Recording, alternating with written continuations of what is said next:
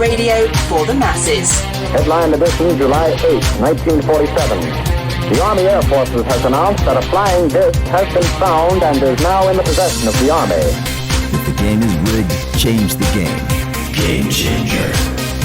I occasionally think how quickly our differences worldwide would vanish if we were facing an alien threat from outside this world.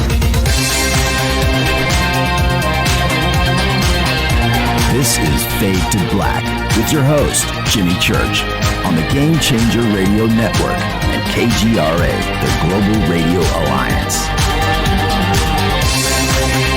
I need your help to get to the year 1985. You're listening to Fade to Black with Jimmy Church on the Game Changer Network.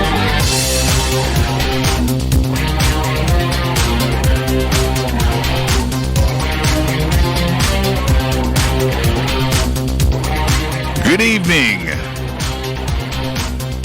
Fade to Black.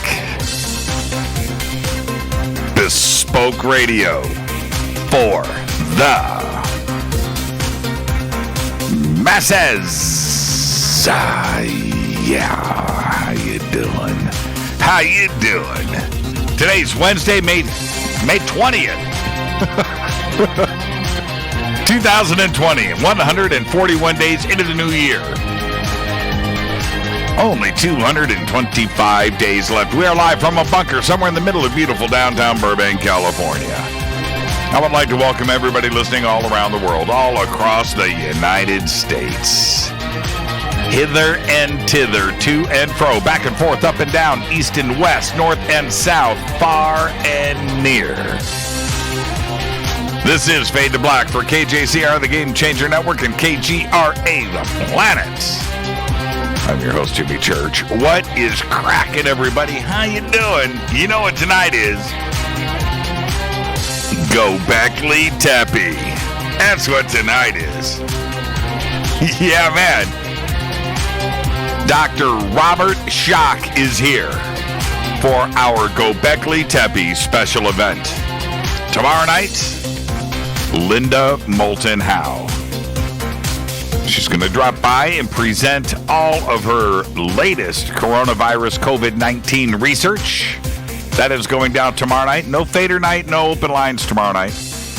Now, I know that I had a conversation with Chuck last week about bringing his wife on the show, who is in the hospital, and I wanted to crash the party there at the hospital and have Chuck get past the nurses station and see if we could get her on the phone tomorrow night. We don't have fader night tomorrow night, but maybe there's something else we can do. So, Chuck, if you're listening, we'll see if we can make that happen. We'll definitely do it next week. But anyway, tomorrow night is fader night. Or tomorrow night is not fader night. We have Linda Moulton Howe here. You can follow me on Twitter at JChurchRadio. There it is. It's J, right? Church, right? Radio. J Church Radio. Follow me right there on Twitter at J Church Radio. The Sandbox, which is already on fire. I expected this, is hashtag F2B on Twitter. Now, it's Gobekli Tepe night. And we all know what that means. Every time I say Gobekli Tepe, somebody's going to take a drink. Every time you hear a guest say Gobekli Tepe, somebody's going to take a drink. And when it's Gobekli Tepe night, and I say Gobekli Tepe as often as I am going to do tonight, Gobekli Tepes are important, and you've got to play the game. You got to play the game. So what are you doing right now? Right? Are you going to be ready to go at the bottom of the hour when Robert Schoch gets here? You know, because this is our Gobekli Tepe night. Gobekli Tepe, everybody. Let's do this. This is going to be so much fun. It's going to be so much fun. Where am I at? Follow me on Twitter at JChurchRadio. Hashtag F2B is the Sandbox. Hashtag F2BQ is Fade to Black. Questions, you can post everything right there in hashtag F2BQ. And what I was going to say is, I don't think there is another audience, another group of people, another family on this planet, bar none, that knows more about Gobekli Tepe than all of you. Think about that. Think about that. That's what we're here for. That's what we're here for. Oh, I should have worn my Gobekli Tepe t-shirt. The one that Mate Meyer, still one of the coolest shirts that I have. But anyway, no Gobekli Tepe. In fact, I'm wearing straight black today. Tonight I'm wearing Fade to Black. All right, let's lots to talk about. Man, crazy breaking news today. We'll get all to it. We'll get all to it here in just a minute. Get your immune system boosted. I want you to visit getthetea.com right now. Use the promo code FADER, FADER. The links, the banners, everything for getthetea.com is right there at jimmychurchradio.com. Promo code FADER, FADER. Free shipping on all orders over $50. ForbiddenKnowledge.tv, Billy Carson's new TV network. The links and banners are over at jimmychurchradio.com. Click, sign up, head over, 3-day free trial. Right there, ForbiddenKnowledge.tv. Rivermoon Coffee, the best, the finest coffee in the world. There is nothing better. There is nothing better than Rivermoon Coffee. RivermoonCoffee.com. The banners are at JimmyChurchRadio.com. Their Amazon store. The banners are over at JimmyChurchRadio.com. 2 different promo codes. RivermoonCoffee.com. Promo code F2BBlend. If you go over to Amazon, Amazon Prime, Amazon, the promo code is JimmyRMC. I believe that is all uppercase, and you are good to go. You'll get your discounts at checkout. All right, breaking news. It went down today. The talk of the entertainment industry. Big deals like this don't happen that often. Spotify has claimed its biggest podcasting victory today. That's right, it happened.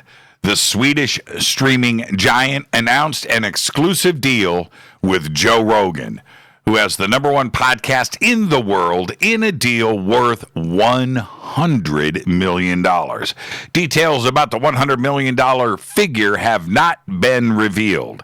Is it per year, or is it a multi-year contract? We don't know. Nobody is talking. Rogan says that he makes about $30 million a year right now going it alone on YouTube and being an independent, right? Which would mean for him a shift over to corporate money. The dollars are just too good to pass up. That's right. So there you go.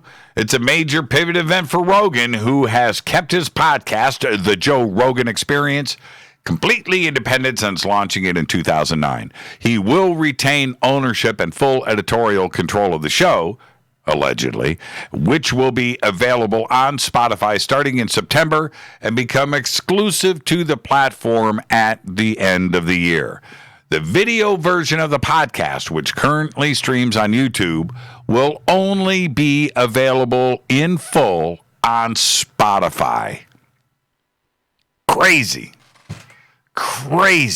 The parallels that are being drawn to Howard Stern are right there in front of all of us. And I listen to Howard Stern every day when he was on the radio. On the radio, driving to work, Howard Stern. That's it.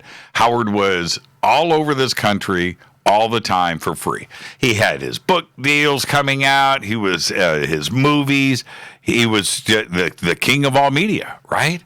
Well, all of that ended when he did his deal with SiriusXM. Now, it was a big dollar deal, $100 million a year, $500 million deal over 5 years. And last year, 2019, Howard Stern made $93 million. Now, he has largely disappeared from the public eye because he doesn't care. His audience numbers are, I don't even know how low they are, but I mean, they're significant for Sirius XM, but in the big scheme, in the big deal, in the big view of everything, it's nothing compared to what he used to have, but he doesn't care. Now, the question remains, with Joe going over to Spotify, are his audience going to follow him? Are they? I don't know. A big chunk of them will, I imagine. And I've heard different versions of Spotify, that it's free. You have to listen to commercials. It's commercial free if you pay for it. You can't download it, right? You have to, there's all of these things that come into play. YouTube, well, I guess $100 million is just worth it. That's all. It's crazy. Do you want to speak to more people and have more influence, or do you want to go in the other direction and take the payout? And I would have thought that $30 million a year, man, which is a big chunk of money, is good enough. But apparently not. So there you go. Also, check this out. Michael Cohen. Remember Michael Cohen? Michael Cohen was President Donald Trump's fixer, right? And fixer / personal attorney. He's going to be released early from prison tomorrow and is expected to serve out the remainder of his sentence at home as coronavirus continues to spread behind bars. Cohen will be released on furlough while he completes the process of being moved to home confinement. Cohen was serving a 3-year sentence in New York after pleading guilty to lying to Congress, tax charges, and 2 campaign finance charges for facilitating hush money payments to 2 women who said they had had affairs with President Trump. There you go. Michael Cohen, virtually tomorrow, a free man. The StarWorks UFOs and Artificial Intelligence Conference is happening in Laughlin, Nevada at the Aquarius Casino and Hotel. You can go right now and get your tickets and all the information you need at starworksusa.com. Click on the banners over at jimmychurchradio.com. Also, Disclosure Fest, which was scheduled for June 20th, moved back to August 8th, may be moved back again, but it is happening at the Los Angeles Park in downtown L.A. I want you to visit disclosurefest.org for all of the current information, and especially if we have to move these dates around. Okay, there you go. Let's get the show cracking. Happy birthday to today, Cher. Cher is 74 years old. You know what's crazy? Here in L.A., when you drive up, you go down Pacific Coast Highway, go up Pacific, it depends on which direction you're coming from, but say you're coming off of Las Virgenes Road, and there's Pepperdine right there on your right, and you pull down to PCH, you make a right, head up over the hill. Right on your left as you do that, right there on your left, and you're looking up the majestic beaches, and you're coming up to the crest of this hill. Right on your left, you see this ginormous compound that is surrounded by these huge palm trees. And you look and you go, man, look at that. And as you drive by, you kind of get a peek and you see the gates and you kind of, that's Cher's house. And you just wonder, you're like, man, who lives there in that castle? Cher. Cher today is 74 years old. Susan Cowsill of the Cowsills today, 60 years old. And Jane Weidlin of the Go-Go's today, 61 years old. Jane, rhythm guitar, right? Backup singer. She's the one who wrote Our Lips Are Sealed. Happy birthday, Jane. Our dead guy's birthday. She did all of these clothes in L.A. I'm trying to think what they said, these punk clothes. Man, I can't remember. Something Jane on them. Anyway, I used to always remember that. Getting old. Our dead guy's birthday today is Joe Cocker. 1944 to 2014, died at the age of 70. Joe was one of the great musicians of this generation, already huge and respected when John Belushi immortalized him on Saturday Night Live and took things to an entirely new level. Cocker's cover of the Beatles, With a Little Help of My Friends, reached number one in the United Kingdom in 1968. Then in 1974, he covered You Are So Beautiful, which reached number 5 in the United States. Cocker was the recipient of several awards, including a 1983 Grammy for his U.S. number one hit, Up Where We Belong, a duet with Jennifer Warnes. Now, Joe died of lung cancer on December 22nd, 2014 in Crawford, Colorado, at the age of 70. And reports were, and I think they're pretty accurate, he was a 2-pack-a-day smoker.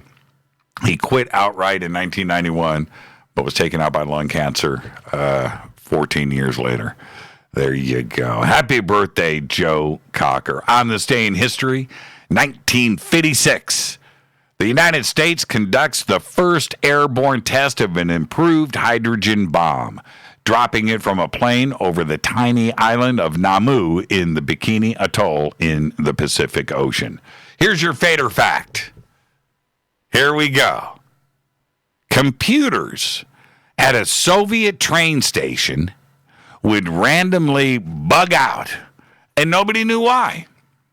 It was eventually traced to when livestock brought in from the Ukraine, where Chernobyl left the cows with so much radiation, they actually could flip bits. And that's your fader fact. Trippy, huh? All right. Tonight, it's happening. It's our Gobekli Tepe Special Event with our special guest, Dr. Robert M. Schoch. Not going to want to miss this. It's going to be a good show. Nothing like talking about Gobekli Tepe. Been talking about Gobekli Tepe since the very beginning of Fade to Black. I sign off every night with Gobekli Tepe. Got it in all the commercials. I even sign off to Coast AM with Gobekli Tepe. That's right. So tonight is our Gobekli Tepe event. It's going to be great. Tomorrow night, Linda Moulton Howe is here. And there you go. Tomorrow night, coronavirus, COVID-19, and all of Linda's latest research. Let me hit this River Moon coffee. So today, right before showtime, my daughter, Nicole, she texts me this article, which... pretty interesting. Gotta love the duality of the universe, right? Dad, gotta check out this article. There's a parallel world out there where time runs backwards. Right. And I got that article sent to me a lot lately. And John Burroughs sent it to me last week, and I've been studying up on this and reading about it. And it's great. And Nicole, if you're listening right now, that was pretty cool that she sent me that right before showtime. And I texted her right back and said, "Hey, I'm talking about this tonight on the show." And she goes, "Well, maybe her text. I should read it to you. Maybe I'll have the time to listen." Kids, right? Kids. Well, but the article is a scenario straight out of the Twilight Zone.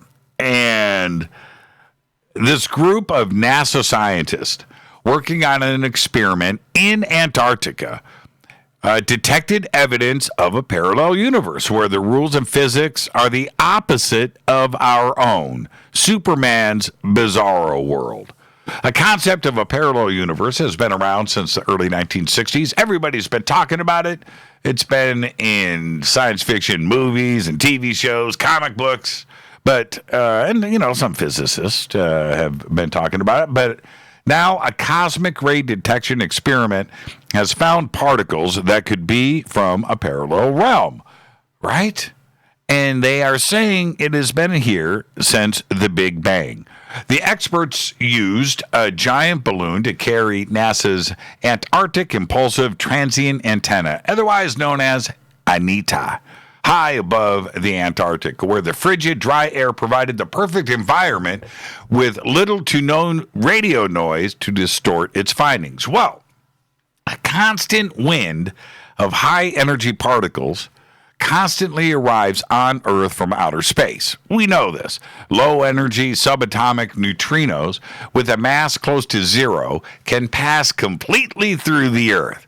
But higher energy objects are stopped by the solid matter of our planet, and again, we know this. That means the high energy particles can only be detected coming down from space, but the team's Anita detected heavier particles, so-called tau neutrinos, which come up out of the Earth. The finding implies that these particles are actually traveling backward in time, suggesting evidence of a parallel universe. Principal Anita investigator Peter Gorham, an experimental particle physicist at the University of Hawaii, suggested that the only way the tau neutrino could behave that way is if it changed into a different type of particle before passing through the Earth and then back again. Okay? Gorham, lead author on a Cornell University paper describing the odd phenomenon, noted that he and his fellow researchers had seen several of these impossible events, which some were skeptical about, and that not everyone was comfortable with the parallel world time running backwards hypothesis. The simplest explanation for the phenomenon is that at the moment of the Big Bang, 13.8 billion years ago, the two universes were formed, ours and one that, from our perspective, is running in reverse with time going backwards. Okay. Now, of course, there must be inhabitants of these possible parallel universes, right? And who's actually backwards? Us or them? Yeah. Think about that. Wrapping your head around the theory that there is another universe where time runs in reverse is difficult. Because, and I guess, right, in that world, you would have to have some place to go backwards to. In the beginning of the Big Bang, time would run in reverse to what? Nothing? How could a parallel universe grow and expand forward, right, with the creation of stars and galaxies and planets and solar systems, with time running in reverse? Think about this. The evidence says it is so. And right now, I need someone to help me understand it because I can't quite figure it out. In this reversed backwards world, are we starting out dead, right, in the ground, and we live life backwards? How does that happen, right? How does time, along with, the watches on our wrist, right? How does that go backwards, move backwards as we grow up from birth, right? We're a baby, we're growing up, but as we are moving forward, the time on our is running back. I'm not sure how this concept works. My brain hurts. I can't figure it out. The way that the paper is written suggests that they leave this part out. But if these two parallel universes are created at the same time, where one is running backwards, right, it would suggest that that second universe must have been complete, and then it's going to run back. I don't know. I don't know how you can move forward and grow, multiply, change your height, increase, but time is running backwards. Maybe it's just easier to understand than I am thinking about, right? I need some help with this. I really do. I can't figure it out, and I love it. I absolutely love it. I love it. Time, or maybe is it just simpler? Right? Is it just simpler than that? Maybe just clocks would run backwards. Man, is that the only difference? I don't know. I just don't know. I just don't know. I can't figure it out. But tonight we're going to figure out Gobekli Tepe. Robert Schoch is our guest, and we have covered Gobekli Tepe since the beginning. And not only do I believe it is the most significant historical site on this planet, there are more Gobekli Tepes out there. There is more to discover in this world. We must always understand that until Schmidt and in 1995, until then, at that point, we thought history was there for us.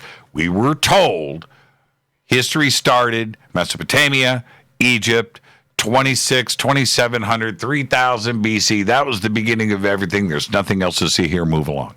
That's what we have been told forever. And now, clearly, that is not the case. And that's why Gobekli Tepe is so important. And beyond that, it is not only older than Mesopotamia and Egypt and anything else, it's older by 7,000 years. Think about that. We are sitting in the year 2020. It's 2,000 years since the year zero. 2,000 years. Think about how long that is. Now think about what 7,000 years is. It's a tremendous amount of time. Our guest tonight is Robert Schoch. Tomorrow night, Linda Moulton Howe right here on this program. And it's going to be an important show tomorrow night, and I am definitely going to put all of those social media platforms out there that have been censoring to the test. That's right. This is Fade to Black. I am your host, Jimmy Church. Follow me on Twitter at jchurchradio. Email is jimmy@jimmychurchradio.com. Stay right there. I'll be right back with tonight's guest, Robert Schoch, after this short break.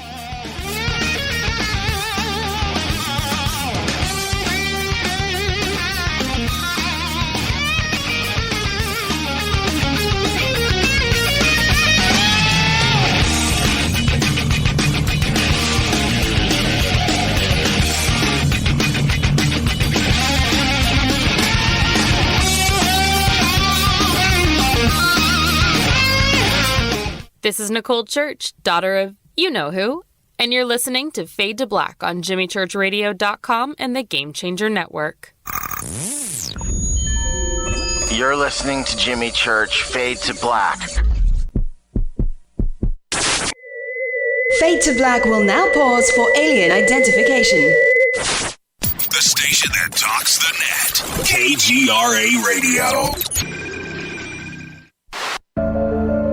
When you take the beans from Central America with dashes of Indonesian and African mixed in and then roast it to the dark side of Fade to Black, you create the ultimate brew of fringe.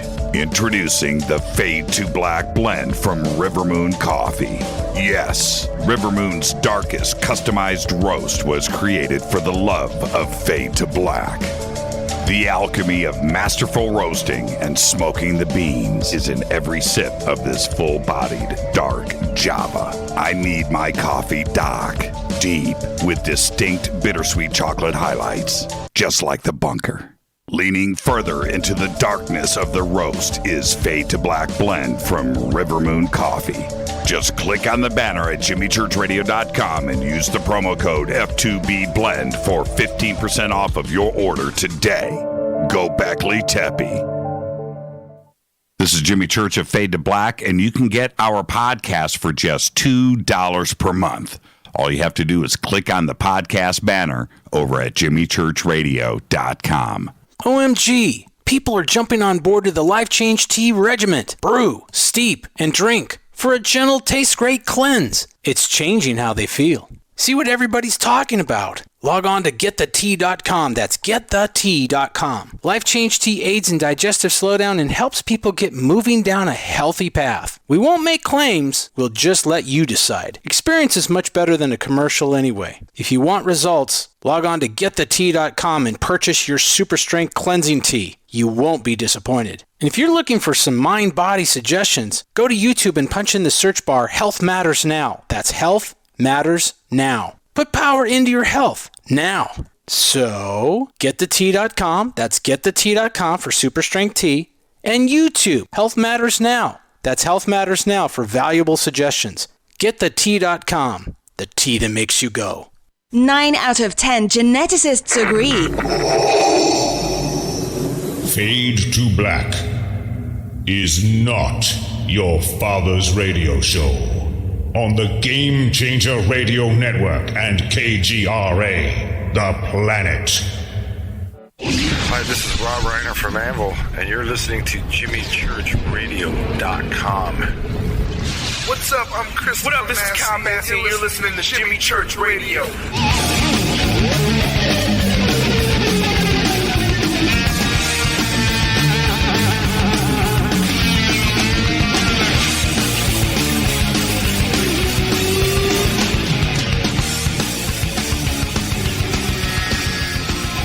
Welcome back, Fade to Black. I am your host, Jimmy Church. Tonight is our Gobekli Tepe Special Event with Robert Schoch. We will be talking about his recent trip and documentary to the historic site, its history, and the recent media coverage about how geometry was used in its construction over 10,000 years ago.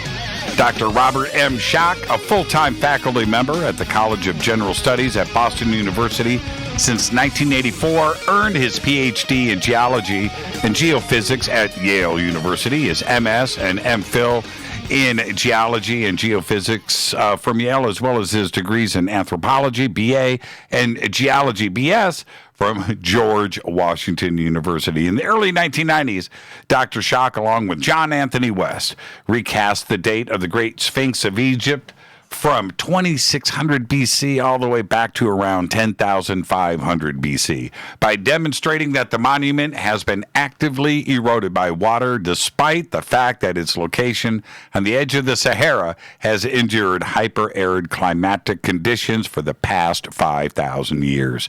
He revealed to the world that mankind's history is greater and older than previously believed. I would like to welcome back to Fade to Black our good friend, Dr. Robert M. Schoch. Robert, good evening, man. How are you? Very good. Good evening. Thank you. Now, here we are. Just real quick.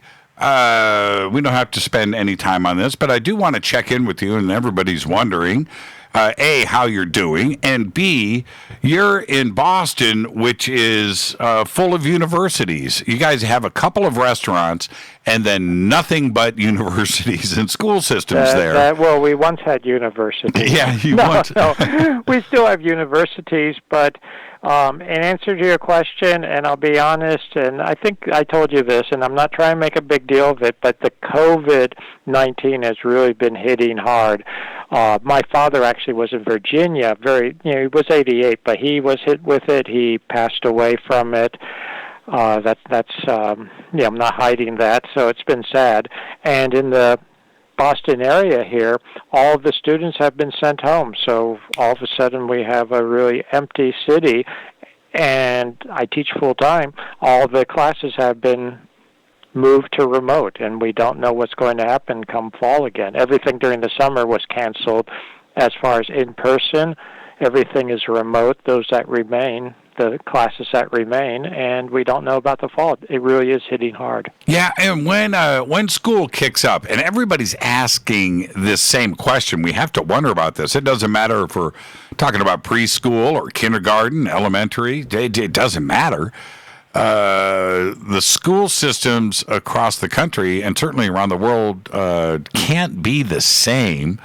Well, what do you think it's going to be like once things resume? They're not going to be the same. there's been a lot of discussion, at least that I've been a part of at the university level, that we're going to have incredible social distancing. We have classrooms that are not made for social distancing as is being asked for, etc. So we may have to start spreading students out. We're talking about, there's discussion of possibly going to a modified system, what they call mixed system, or mixed blend, where some of it is remote, online, some of it is in classroom. The world is going to be very different coming out of this, and I don't think it's going to end anytime too soon. It's not going to end completely. Yes, all the states are coming back right now. Not all the restrictions, but there have been easing of restrictions, I believe, in every state now. Mm-hmm. But it's not the same. We're still wearing masks here in Boston. It was only Monday that they started to ease up on some of the restrictions. Well, it's very different, and I hate to say it, but it ties in with my own work in the sense, and Jimmy, you know that I'm not one of these doomsayers, preppers, trying to say that the world is going to end per se based on no particular evidence, but we know that nature, you can't control nature, and we had a major catastrophe at the end of the last ice age. We'll probably talk about that, which was solar-induced. And if we have something like that again, which I think we will eventually, it's going to make a pandemic like this look like nothing. Yeah, and the social distancing in schools, it's going to make cheating on tests really hard. Yeah. It's really going to change things. On the other hand, right now, I can tell you, and I'm being absolutely serious about this. I've looked at statistics for the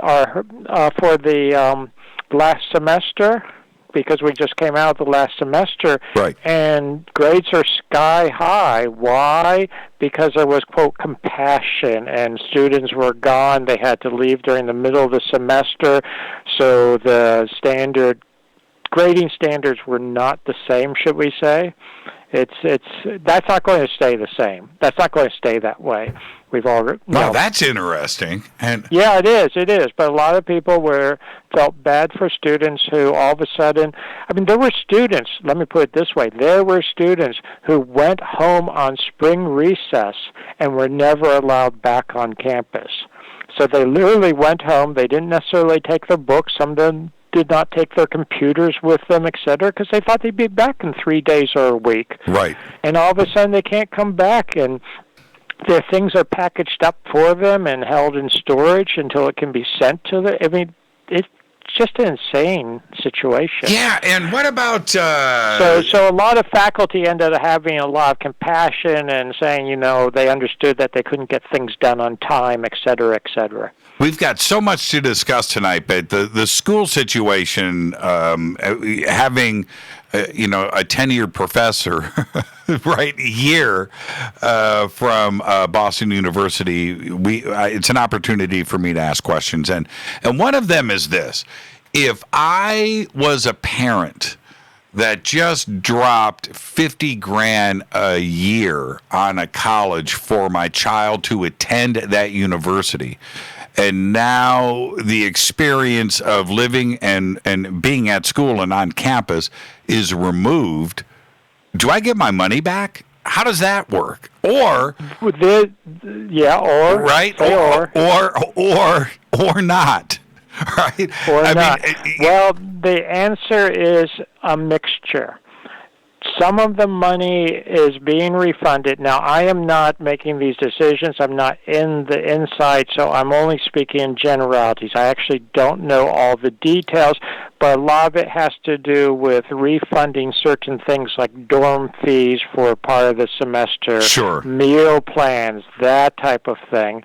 But on the other hand, and I'm not trying to defend either side one way or another. Right. On the other hand, tuition is paying faculty members who, whether they're doing it remotely or not, are still doing their jobs. And in fact, I can tell you from a faculty point of view, this is not easier on the faculty. This is much more difficult. It's a lot more time-consuming to do these things remotely.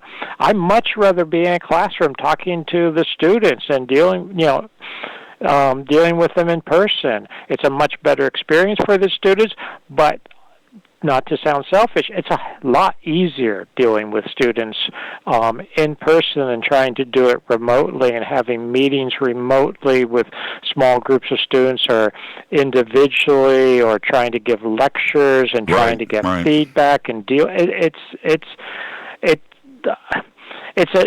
at least 5 to 10 times as much work in time, if nothing else. Yeah, well, in person, you get to crack somebody with a wooden yardstick, too. Oh, well, I know. I use meter sticks. But I'll tell you a quick story. I shouldn't do this, but when I first started teaching, I once had an unruly group of students, and it was in a lab, and I had a yardstick. Yep. So I decided I would bang it on the desk in front of me to get their attention. Yes. And I did that. I think it was a old yardstick, and maybe I was just a little too rough. And, I'm not a big burly like you are, rough and tough guy. So this is not like me normally, but I smacked on the table just to make a sound. It went splintering into all kinds of pieces. And they were now... that class, they were the mildest, meekest, quietest class for the rest of the semester. Right on. I'm glad it's still being done.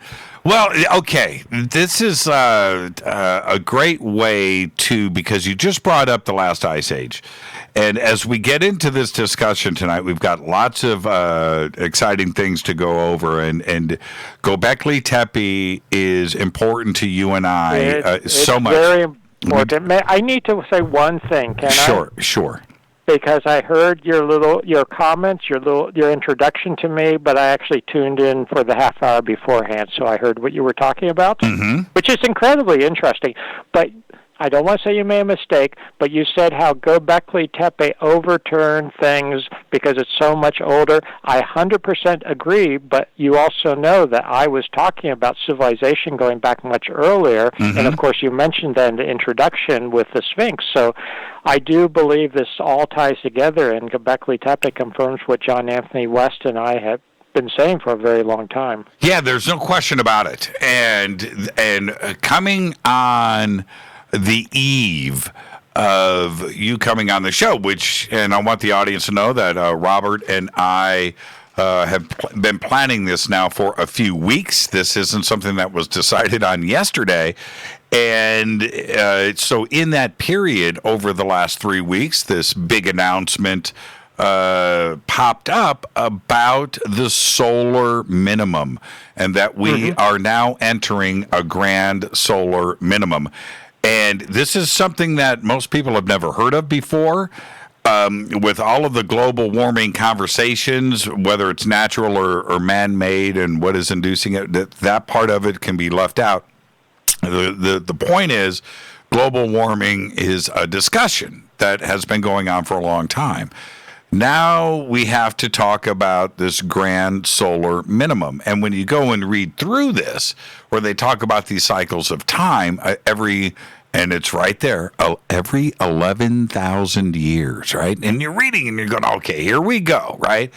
And they talk about the last time this period had ended, which obviously is 11,000 years ago, Gobekli Tepe, right? The end of the last ice age, and all of these events that are well documented. And here we are about to enter the grand solar, or that we are now officially in the grand solar minimum, and there is a possibility of a new ice age that is upon us some don't want to go that far, do they, Robert? But no, go ahead. But there is no question that we are now entering a grand solar minimum. What does that mean? And are we headed so I toward... want to put this into a bigger context because I'm a geologist and I tend to look at cycles that are more than 11 years. That you're talking about the sunspot cycle. And yes, absolutely, we're going to a grand solar minimum, but that is a short-term event in the bigger scheme of things. And what I think is really important, and this is to put things into perspective, we're going into a situation over the last century plus where the sun is going through these periods of highs and lows. So it's becoming very erratic. We're going into a minimum right now. When you look at proxies, and what I'm referring to is isotope data and various sedimentological data, vitrification, including lunar data, etc. What we saw at the end of the last ice age was a sun that was very active. Then it went into a very low period, and with almost no activity. Then it exploded again into activity. So we're going into a period, in my assessment, where the sun is going through very volatile changes, both extremes, up and down. So what is going to happen? Ultimately, we don't honestly know. Could we go back into an ice age? Yes. But before we go into an ice age, could we have an explosive event on the sun? Yes, also. And I want to give you, this is very new in my own research, give you an example of that. So you know about the Younger Dryas. I think that most of your audience knows about the Younger Dryas, correct? That's right. And the Younger Dryas is a 1,200-year period at the end of the last ice age that was abnormally cool, even by ice age standards. So the Younger Dryas starts at about 10,900 BC. The ice age ends at 9,700 BC. And that I use the dates that are based on ice cores. Other people like to throw other dates around, but I'm going to stick with the ones I have. And so many people have gone off on these tangents, and I'm not trying to make fun of anyone, but I have good evidence for what I'm saying, that, it was a comet that initiated the Younger Dryas. It was a cooling event. That, to me, does not hold up when you look at the data. All the data and I've looked at it very carefully, everything from nanodiamonds to scoria, et cetera, is much more compatible with a major solar event, a major solar eruption that caused a cooling period. And how can the sun cause a cooling period? At that time, you had major buildup of ice dams, etc., on North America, and with a solar eruption, you would have broken and melted those, and that just in the last 2 years, there's been data that's come out that is exactly what happened. It changed circulation patterns in the North Atlantic, etc., and drove the Earth into a cooling period for about 1,200 years before it was then snapped out at 9,700 BC with another major, even larger, I believe, based on the data, solar eruption that then ended the Ice Age ultimately. Not only ended the Younger Dryas, but ended the last Ice Age. And interestingly, Gobekli Tepe, and I know that I shouldn't say Gobekli Tepe too often, because every time I say Gobekli Tepe, I realize that that might spark something in your audience. So I'll try not to say Gobekli Tepe more than I have to say Gobekli Tepe. Yeah, don't say Gobekli Tepe too often. I will not say Gobekli Tepe if I can avoid it. Maybe if I say GT, will that not count? You know what? They have their rules that they live by, and I believe GT is an acceptable term. Okay. But the point is, in all seriousness, Gobekli Tepe spans 9,700 BC. It literally occurs the culmination of Gobekli Tepe at the end of the last Ice Age, and we see evidence of this final major solar event. When I say final major, the one that ended the Ice Age there. So my point in the bigger picture is that that period of time at the end of the last Ice Age is very similar to what we have now from everything we can tell, where we have a very active, very volatile sun going through periods of incredible activity, then it looks like it's going dormant, then it becomes very active again. And there's been a number of papers published in very reputable journals, including Nature and Astronomy and Astrophysics, etc., that the sun is going through a period now with more activity, more volatility overall than it has since the end of the last ice age. So I don't want people to sit back and say, oh, the sun is going to a grand minimum, that means nothing's going to happen. In fact, when it goes into that period, it's almost like, and I'll use a sort of anthropomorphic analogy, it's almost like it's holding its breath or about to sneeze but doesn't. Right. And then eventually it lets it out. And we saw this actually in 1859 with the Carrington event, which all of a sudden you had this huge outburst from the sun, huge from a human perspective, very minor actually astrophysically in the big picture of things. The 1859 Carrington event, which occurred as one astrophysicist described it in sort of a dull ho-hum cycle of the sun, and then all of a sudden this big event occurs.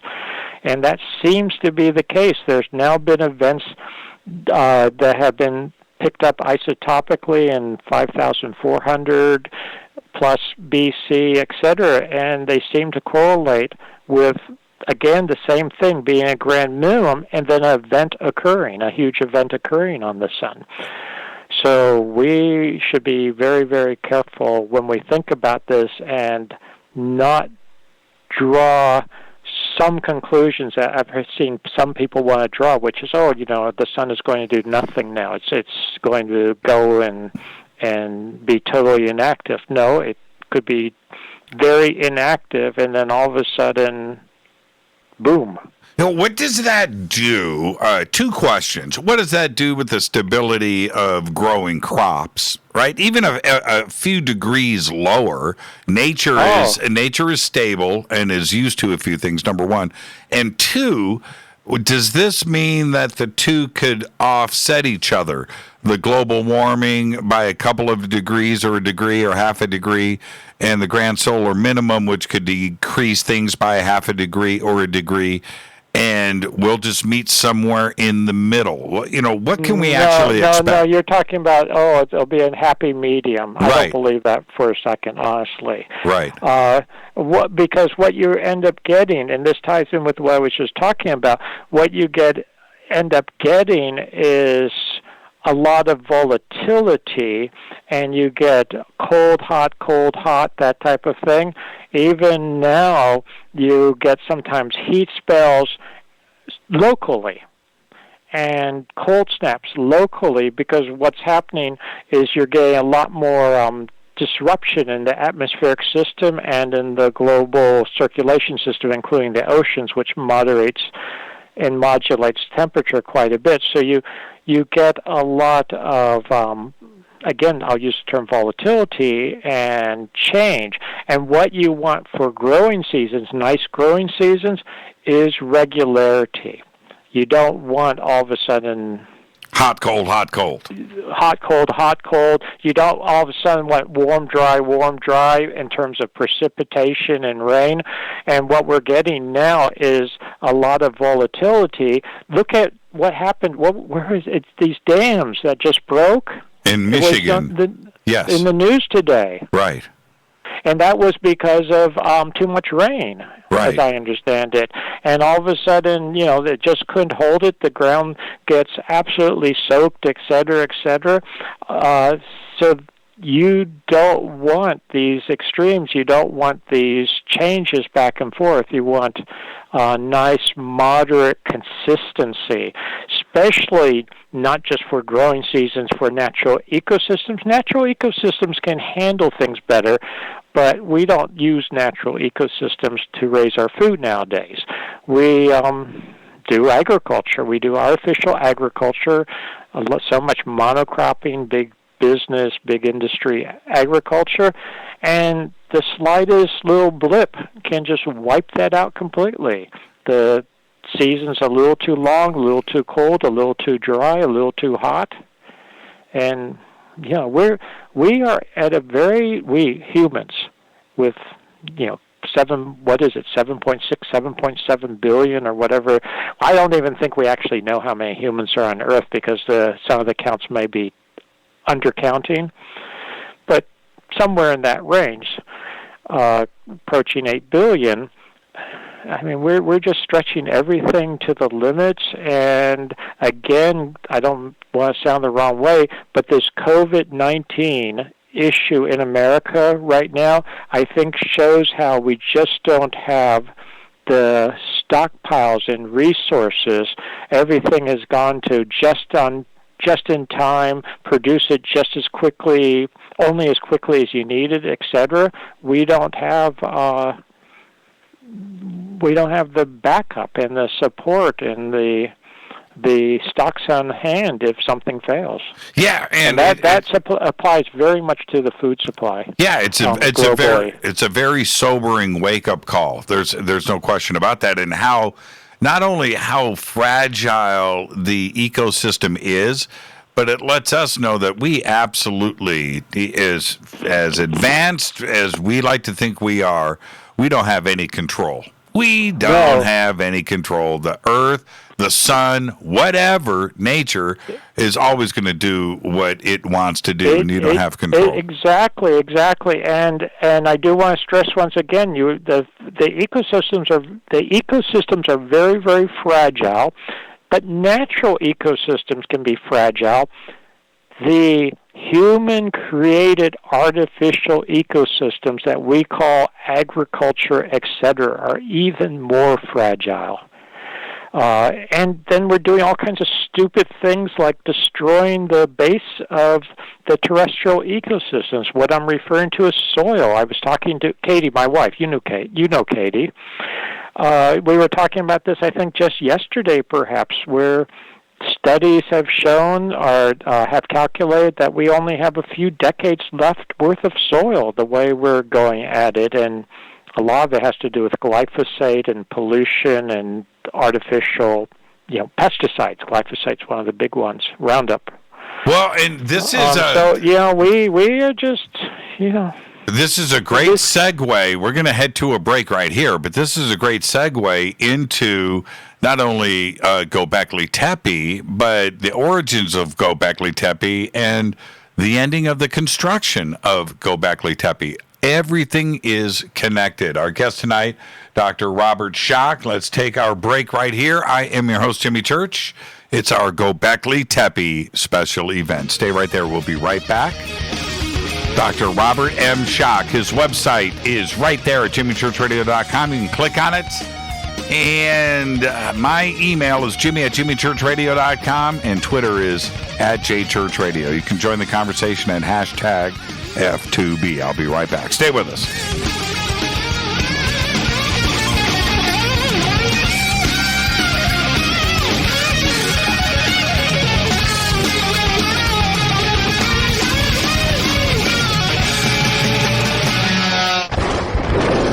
This is Fade to Black with Jimmy Church on the Game Changer Radio Network and KGRA, the Global Radio Alliance. This is KGRA Digital Broadcasting Station, Salt Lake City, Utah, Van Buren, Arkansas. Hello, my name is Billy Carson, and I'm a best-selling author and the founder of ForbiddenKnowledge.tv. Together with my team, we have built an all-new conscious streaming TV platform designed with every family member in mind. If you have ever wanted to travel the world and attend lectures and workshops from your favorite speakers but weren't able to, look no further. ForbiddenKnowledge.tv. There are dozens of workshops and lectures from speakers you know and love.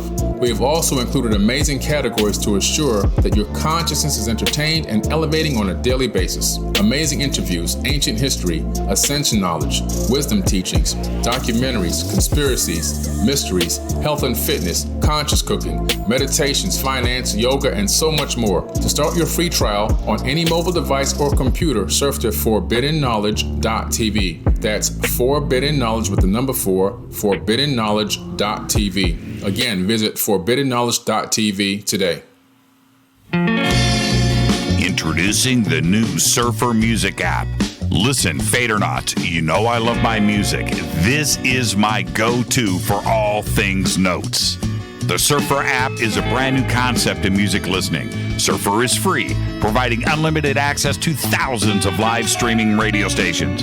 Surfer is an exciting, interactive listening experience. Discovery and surprise are built right in. Surfer is your destination to discover and rediscover great live streaming music. It features high-quality audio streams, free access to music from thousands of live streaming radio stations, unlimited listening, unlimited skipping. You get a music visualizer, and you can also select your favorite channels. Get it at the Apple App Store or Google Play. Just search Surfer Music or click on the Surfer banner at jimmychurchradio.com. Gobekli Tepe. Okay, nurse, let's get this man to the ER stat. Right away, doctor. We see this every day. Heart attack or angina pain due to blocked and clogged arteries. Chelation can remove obstructions or blockages from arteries and help avoid painful and expensive surgery. Now there's Angioprim. It's a liquid oral chelation product that you take with juice. You start to feel the results fast. Angioprim increases blood flow all over the body, and that means more energy and strength to take on the day with less aches and pains. 60 years of research has gone into chelation, and Angioprim is the result. A safe and easy way to unblock your veins and arteries from buildup that slow circulation. Paging Dr. Jones. Please report to the emergency room right away. Log on now to angioprim.com. That's ANGIOPRIM.com. Or to speak with a trained consultant. Give Angioprim a call at 954-882-7221. That's 954-882-7221. Hello, I'm Katie, and you're listening to my main man, Jimmy Church, on jimmychurchradio.com. Hi, this is Ray Hobbs here, repping the planet, and you're listening to my good friend, Jimmy Church, Fade to Black, on the Game Changer Network and the KGRA digital broadcast station. This is Toby Kebbell. You're listening to jimmychurchradio.com. Don't hurt me, Jimmy. I'm only little. Hey, I'm Adrian Grenier. And this is Ari Gold. We're the Honey Brothers. We're of the Honey Brothers. Hey, I'm Adrian Grenier. And I'm Ari Gold. We're the Honey Brothers. And you're listening to Jimmy Church. The Revolution. This is Jimmy Church of Fade to Black, and you can become an official Fade or Not by just going to our membership section at jimmychurchradio.com. Hello, this is Serena Wright Taylor from Conscious Life Expo, and you're listening to Fade to Black with Jimmy Church, who holds the Lucky Pony record for the best astrological chart since 1963. True story. This is Micah Hanks of the Gralien Report, and you're listening to Jimmy Church on Fade to Black, across the globe on the Game Changer Radio Network and the one and only KGRA Radio, The Planet.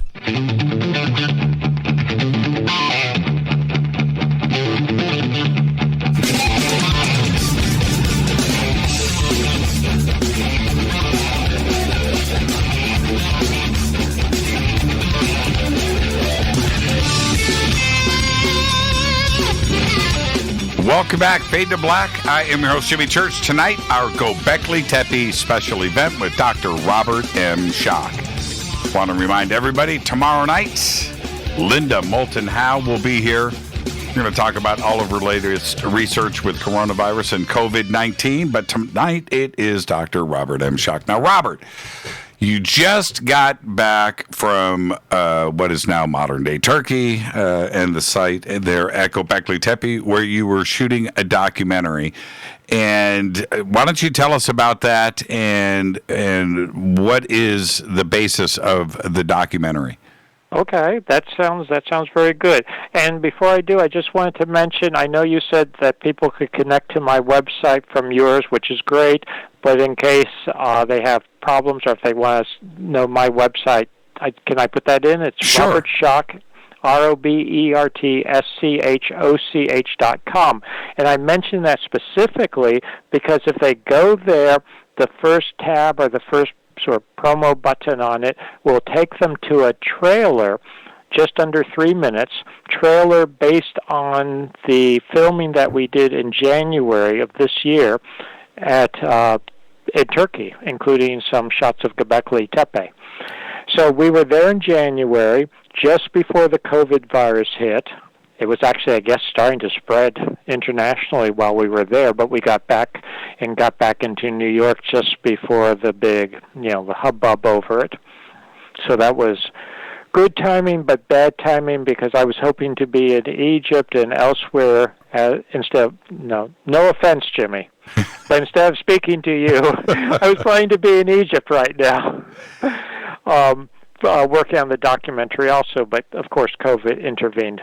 Now, how has when you arrived at Gobekli Tepe, how has it changed since your first visits there? Yeah, so it has changed dramatically. And before I get to that, I wanted to say that the documentary, the working title for it, which I think will be the final title, is Civilization Before Civilization, which sounds like it's almost a misnomer, but what I'm referring to, or what we're referring to, is that this was a cycle of civilization represented by Gobekli Tepe and the Sphinx and other sites that ended with the end of the last ice age, which is separated by 6,000 years, 6 to 7,000 years of what I call solar-induced dark age, or SIDA, before civilization re-emerged. So that's the name of the documentary, Civilization Before Civilization, and the rationale behind it. So Gobekli Tepe represents that earlier cycle of civilization. And when I first visited Gobekli Tepe, and that was a wonderful trip because John Anthony West came with Katie and I. We saw the site. It was basically, you went out into the fields there and you walked up to it, and there were no facilities, modern facilities, that type of thing. Klaus Schmidt was still alive. He showed us this site. He was actually just leaving, in the sense of they were shutting down for the hot season of the summer, and we got there, I think it was late May, and the last day or so when they were actually still on site. So he showed us around briefly, and it was wonderful. You could just look out over the site. It was not quite as excavated as it is now, but you could look over it. It was not covered over. Over the years, since I've been going back and forth, they've put different types of coverings over it. They had, at one point, some of the pillars actually boxed up with crates to protect them. They had a very low, at one point, sort of wood and metal roof over it. Now, what they have is actually a quite beautiful sort of tent-like structure over it, if I could describe it that way. It's open on the sides, but covers it over on the top to protect it from the sun to a certain extent, to protect it from rain to a certain extent. And they've built a very elaborate visitor center for it, that type of thing.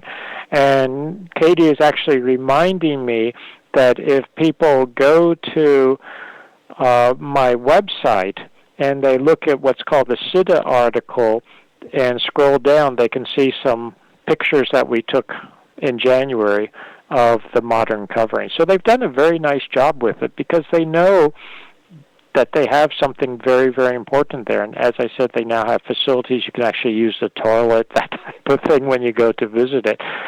And they have not turned it into an amusement park type of situation, which I think is good. Some ancient sites, they end up, I think, overdoing it as far as the tourist aspect. And it's still an ongoing site, archaeological site that's being excavated to this day. A very small percentage of it, only a very small percentage, has been excavated.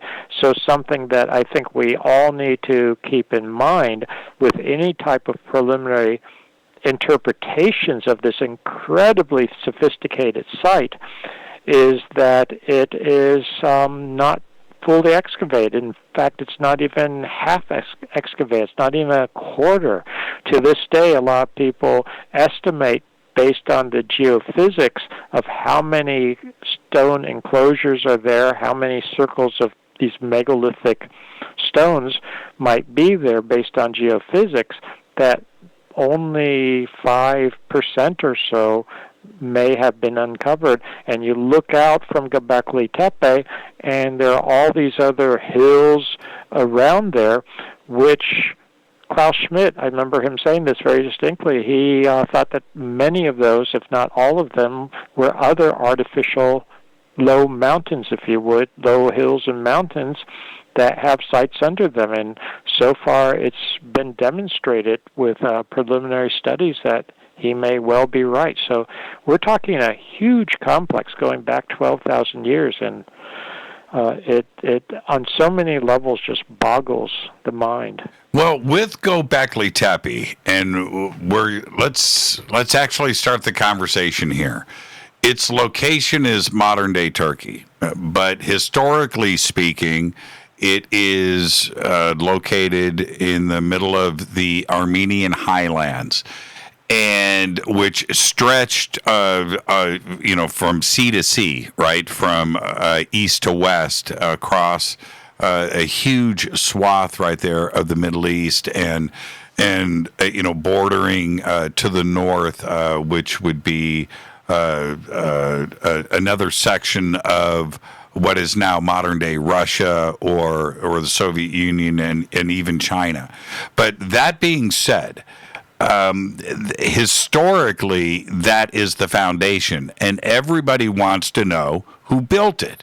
Well, we have to look at the civilizations that were there and what has resulted since then over the last 11,000 years, don't we? Yeah, and see, I think you bring up a couple of interesting points. Historically, I don't disagree with you that was part of that region, but then historically, so many other people have tried to claim it too. Just so that everyone knows, and I think your audience knows, Gobekli Tepe is in modern Turkey, of course, and Gobekli Tepe is a Turkish name for it.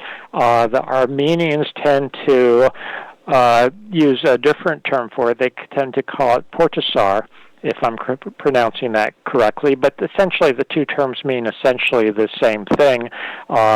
Can be translated as navel or hill with a navel, referring to it as being some kind of center or origin, very similar to the omphalos at Delphi, the Greek concept of the navel or the center of the world. So it's carried a lot of, should we say, sacred religious significance for people in recent times. But I want to get back to, and this ties in with the documentary, and I'm not trying to push the documentary right now, although I'd love people to contribute to it because we need to raise money for the educational documentary, and it's a non-profit that we're doing it with Oracle. Oracle is Organization for the Research of Ancient Cultures. But getting back to the documentary's title, it's Civilization Before Civilization. So everything that most people think in terms of Armenians or Turkish or Kurdistan or Syria, and I was about to say Gobekli Tepe is very close to the Syrian border. When you're at Gobekli Tepe, if you know what you're looking at, you can see structures in Syria when you look south. That's how close it is to the modern Syrian border. So it's in this part of the world that so many different civilizations have tried to claim over time, and they've invaded and reinvaded, et cetera, et cetera. So Jimmy, I'm not denying anything you just said because you were absolutely correct. But the point I really want to make is that all of those ethnic groups and civilizations are from the round of civilization, the current civilization as I see it as a geologist, the last 5,000 years. When we then push back to before the end of the last ice age, another 7,000 years, I don't know what those people called themselves. I don't know what terms they were thinking in terms of their ethnicity or their nationality, that type of thing. And I do think there's a lot of evidence that some of the traditions carried on through time, carried through that dark period from the end of the last ice age and the fall of the earlier cycle of civilization that ended 9700 BC or thereabouts, there were traditions, there were glimmerings, there were things that were carried through during that solar-induced dark age, that period of Siddha, and re-sparked civilization in northern Mesopotamia, which is what we're talking about. And then it spread, and I agree with all that. But when you start pushing the boundaries back to the end of the last ice age, I don't know who they were or what they were. I have the same issue with Egypt, or not the same issue. People have had the same issue with me, that the Sphinx, the origins of the Sphinx, and it was a lioness, not a Sphinx originally, going back to the end of the last ice age and just before that. People have said, were they Egyptians or were they not Egyptians? Well, they were in what we now call Egypt, but what terms were they using then? What boundaries were they using? I just don't know. We get it's interesting. I think when we trace these things back, I like to think of it as we want to unify ourselves, that this is a global heritage that's important to all of us. When we start to unpack the symbolism that is all over Gobekli Tepe, one of the greatest parts about Gobekli Tepe is there is stuff there that is saying something to us today. We may not fully understand it today, but that symbolism has radiated out throughout the world. You can find the same symbolism all around the planet. And the origins, the progenitor for a lot of this certainly appears to be Gobekli Tepe and that region. And it would indicate a strong organization and knowledge of a lot of different things. Not only geometry and engineering and quarrying and construction, but it's cosmology and some type of belief system, call it a religion or what have you.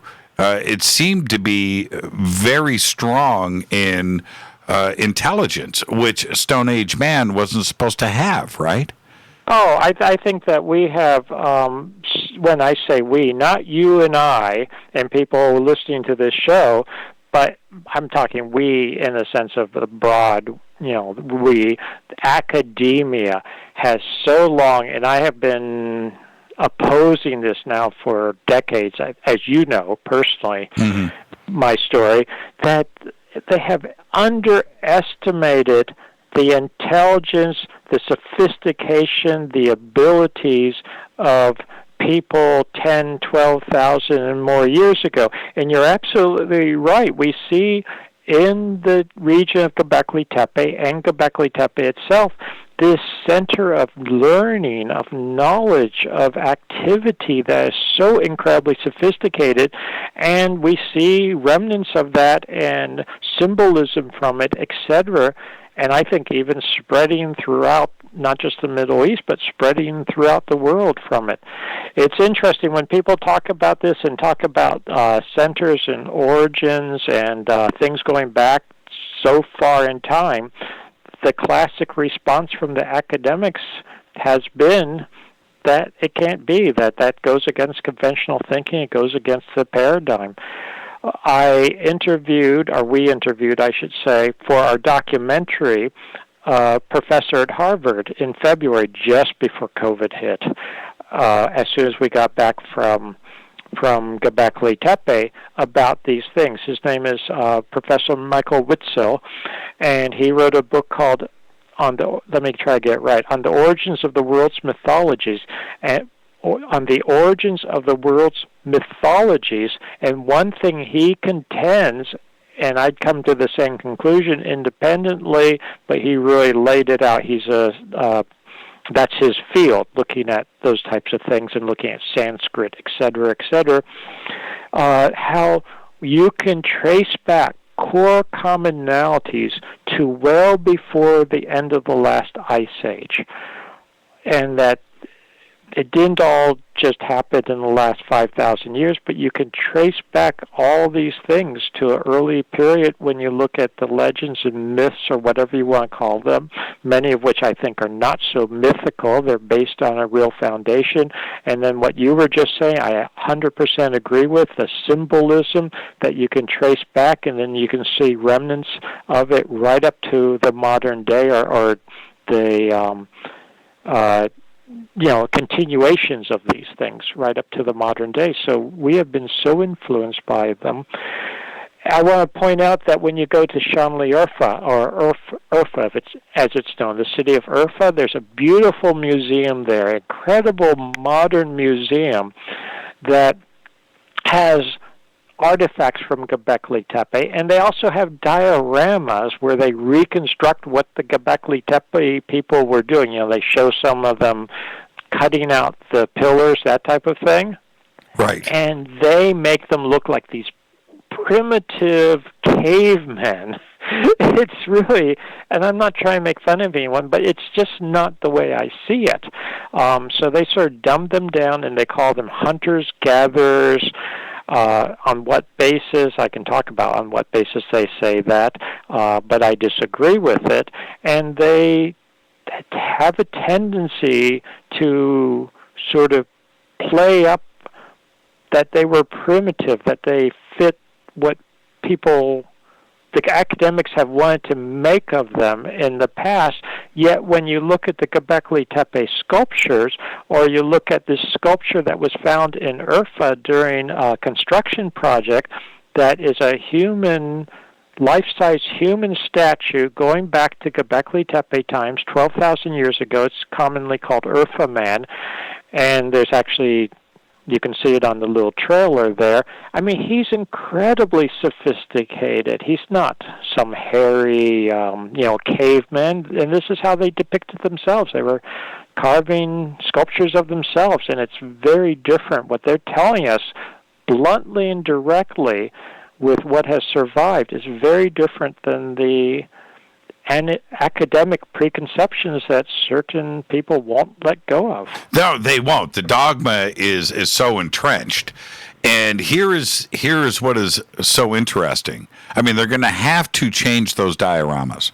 All right, they're going to have to eventually. They're going to have to do. It's just crazy. Well, we just the recent research that was released a couple of weeks ago. Very excited about this from Israel.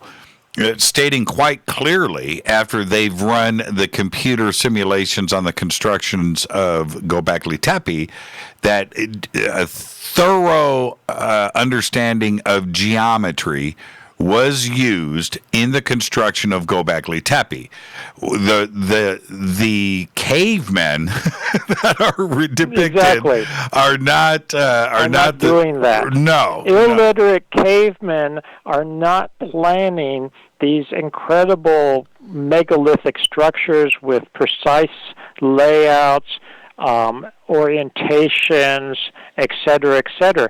In fact, this is to me so much harking back to the arguments about the Giza Plateau. It used to, the classic view back in the 19th century, the Giza Plateau with the Great Pyramid and the Sphinx and the Second Pyramid and Third Pyramid, is that, it's just a bunch of primitives. They throw up a pyramid here, they throw up a pyramid there, randomly. There's no real relationship between them, etc., etc. And in my opinion, that has been so thoroughly disproven, including my colleague, of course, Robert Bouval, pointing out the Orion correlations. And as a side note, we have Orion correlations at Gobekli Tepe, too, from the same period. Bouval, of course, I think most of your audience would know this, found Orion correlations that fit best at about 10,500 BC, so the end of the last ice age. So at Giza, and I'm just putting this in historical context, there was all these arguments about whether there was a grand master plan for Giza, and I think it's indisputable now that there was. And now we're seeing the evidence, which I never doubted, to be honest, that yes, things at Gobekli Tepe were planned in advance. When they built one structure and then built another structure, they looked at the first structure they built and they oriented things relative to it, etc. But yeah, this is not primitive, and also I think you have to assume or have to understand that they had to be passing down information and plans, etc. And this implies, even if we did not have evidence otherwise, which we do have evidence otherwise, that they would have been literate. They had writing. They had some kind of way of recording things. Yes, you can remember a lot and pass down a lot verbally. That has been demonstrated, but I have no doubt there was a lot more to the Gobekli Tepe people. They were a lot more sophisticated than my academic colleagues have ever wanted to admit. Now, how we're going to head towards a break here, but how advanced of civilization are we actually talking about here? I mean, how advanced? Because we're talking about cosmology, we're talking about an understanding of the stars and zodiac, and of course the engineering aspects, but we have agriculture, organization, some type of religion or belief system was in place. They understood governments, and it appears that math came in very strong too as well. All of these things weren't supposed to happen for another 7,000 years. Clearly they were. How advanced are we talking here? Is it a separate situation that came later? What do you mean by separate civilization? Is it a separate civilization that was already there and advanced and upright and running, and then possibly went away and then was kick-started again later? Yeah. No, I think okay. At Gobekli Tepe, I think we have at its height, just before it was wiped out devastated by the events of the end of the last ice age, and we cannot underestimate how bad the events at the end of the last ice age were, with a huge solar outburst and temperature changes, climate changes, radiation, incredible flooding because of all the moisture that was put into the atmosphere, rising sea level. I mean, it was a devastating time. But before that, just before that, we had an incredible flourishing civilization, and we have that represented at Gobekli Tepe, and I think that they were incredibly advanced. All the things that you just said, I would add literacy, and we should talk about that maybe after the break. Sure. That they were literate. I think they actually knew what we would now call plasma physics. Plasma physics, talking about electrically charged particles that come off of the sun, for instance, during solar eruptions, etc., which frankly would have been important to them. So this is not a surprise to me that they would have wanted to learn about it and understand things, maybe from even practical experience of things that they had experienced through their civilization. I think they were keeping very, very accurate records of things. I do think sometimes it's worth thinking in terms of analogies. If our civilization is totally destroyed and then people come back 12,000 years later and look at parts of Manhattan or whatnot, and they just find a couple of huge, whatever you call it, the big block letters that were maybe on some monument, I mean, would they know, what would they make of our civilization? Right. And would they even think that those were letters in writing, or would they say that's all just some kind of, fancy design, or not even so fancy design? Or could they extrapolate everything about us just from that? Well, clearly, no, they could not. No, not at all. And that's what I think we have to be careful and not underestimate. I think we tend to not you and I, but the academia, say it that way, tends to underestimate how advanced these people were. Yet it seems a little ridiculous to me. I just want to give one quick example because I guess we're going into a break. Yep. I was reading one paper, and there was a commentary on it where they were saying if you found certain little plaques and stones and whatnot with engravings on them, these have been found at Gobekli Tepe, and people just dismiss them as some kind of, they were just scratching on rocks, et cetera, et cetera. If you found them 8,000, 9,000 years later in the context of, say, a Sumerian context, you would recognize it immediately as writing, that these were little tokens with, writing or little receipts, that type of thing. Yet because it's so old, people don't even want, certain archaeologists don't even want to think in those terms. Yeah, and that's the problem that we have today, certainly. Yeah, so they just dismiss what potential evidence outright as impossible because, they're so old, we know, quote, unquote. I've heard that so many times in my career, we know that's impossible. Let's take our break right here. Our guest tonight, Robert M. Schoch. It's our Gobekli Tepe Special Event, and Dr. Schoch, I'll let you know, the Gobekli Tepe count is up to 49. Now it's 50. Let's take our break right here.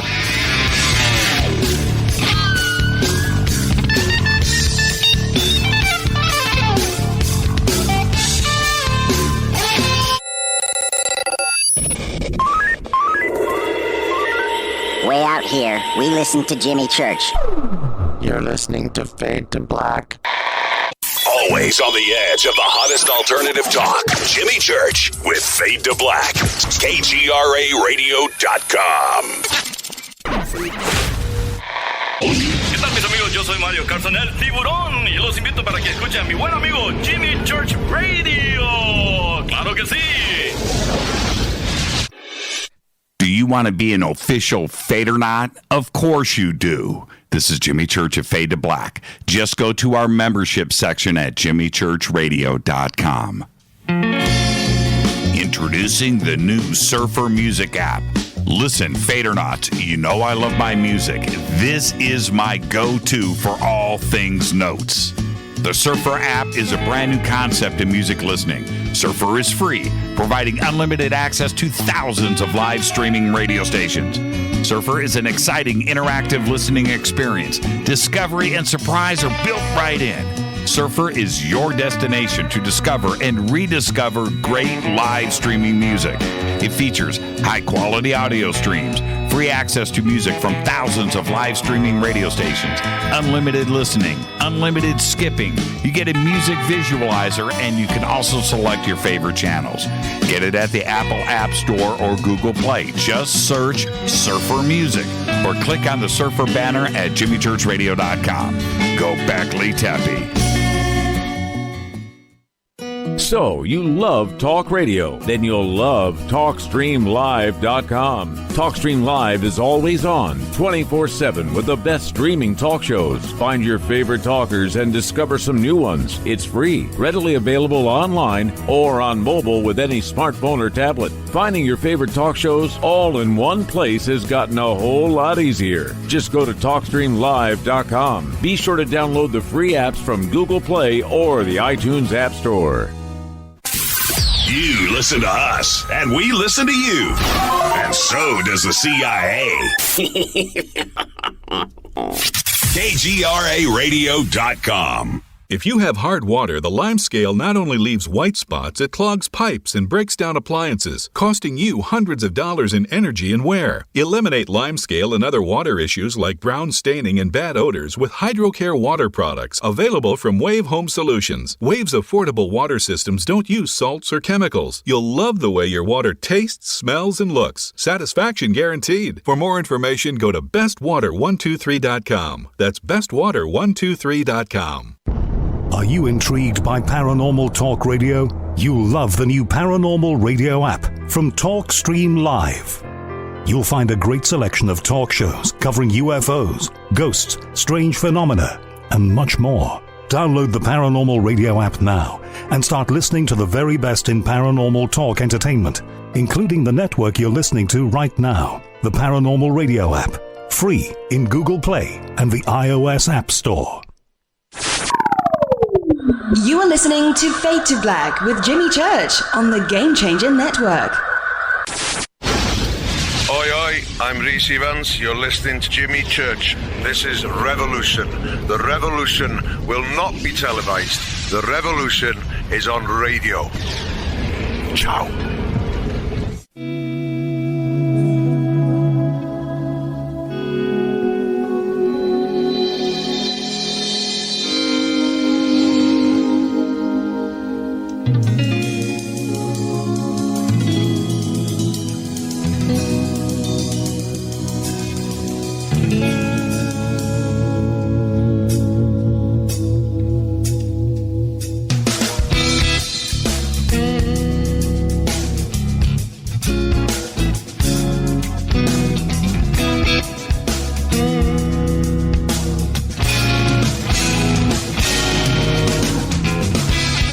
Welcome back. Fade to Black. I'm your host, Jimmy Church. Our guest tonight, Dr. Robert M. Schoch. This is our annual Gobekli Tepe Special Event.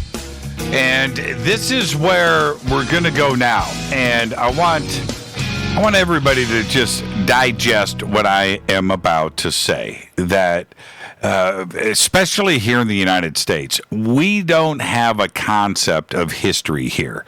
History to us is how old is the McDonald's down the street and when it was built. We don't have a concept of history. It's a country that's barely 200 years old.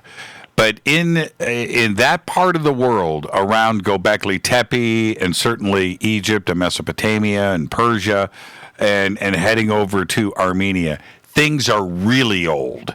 And when you can look in your backyard and look at Mount Ararat and talk about Noah, you're in a place on this planet that is really old. And these traditions and history go back 10,000 years and way beyond that point. And this is something that the people in those regions fully understand. We don't have a concept here in the United States and in the modern world. It just doesn't work that way. That being said, there are things that stem off of Gobekli Tepe that reach into ancient Sumer, the tales of Gilgamesh, the Great Flood, things that Dr. Schoch, you've been talking about for a long time, and certainly Graham Hancock and Robert Bivol and others have been talking about these oral traditions that have been handed down. All of this can also point back to some of the representations that is there in the symbology at Gobekli Tepe, right? Oh, yeah, I think a lot of it can go back to that early period, and a lot of it goes back to what they were suffering from, or when I say suffering from, what they experienced. So I've never, there are lots of different interpretations of some of the things you were just mentioning, the Noachian flood and Gilgamesh, and of course there's the flood story in Gilgamesh, which essentially mimics the tale of Noah and the deluge. And my personal opinion is, and this is something I've been looking at very carefully for decades now, you have some of these tales, some of these traditions, these stories, whatever you want to call them, and they're essentially worldwide, and they go back to a very early period. You have them very well expressed in Mesopotamia, and when I say Mesopotamia, I'm actually thinking primarily of northern Mesopotamia. That includes everything between the Tigris and Euphrates, and even a little bit beyond. Either way, we'll use it in a very broad sense, but that includes Gobekli Tepe. That's where the Bible says that Eden was.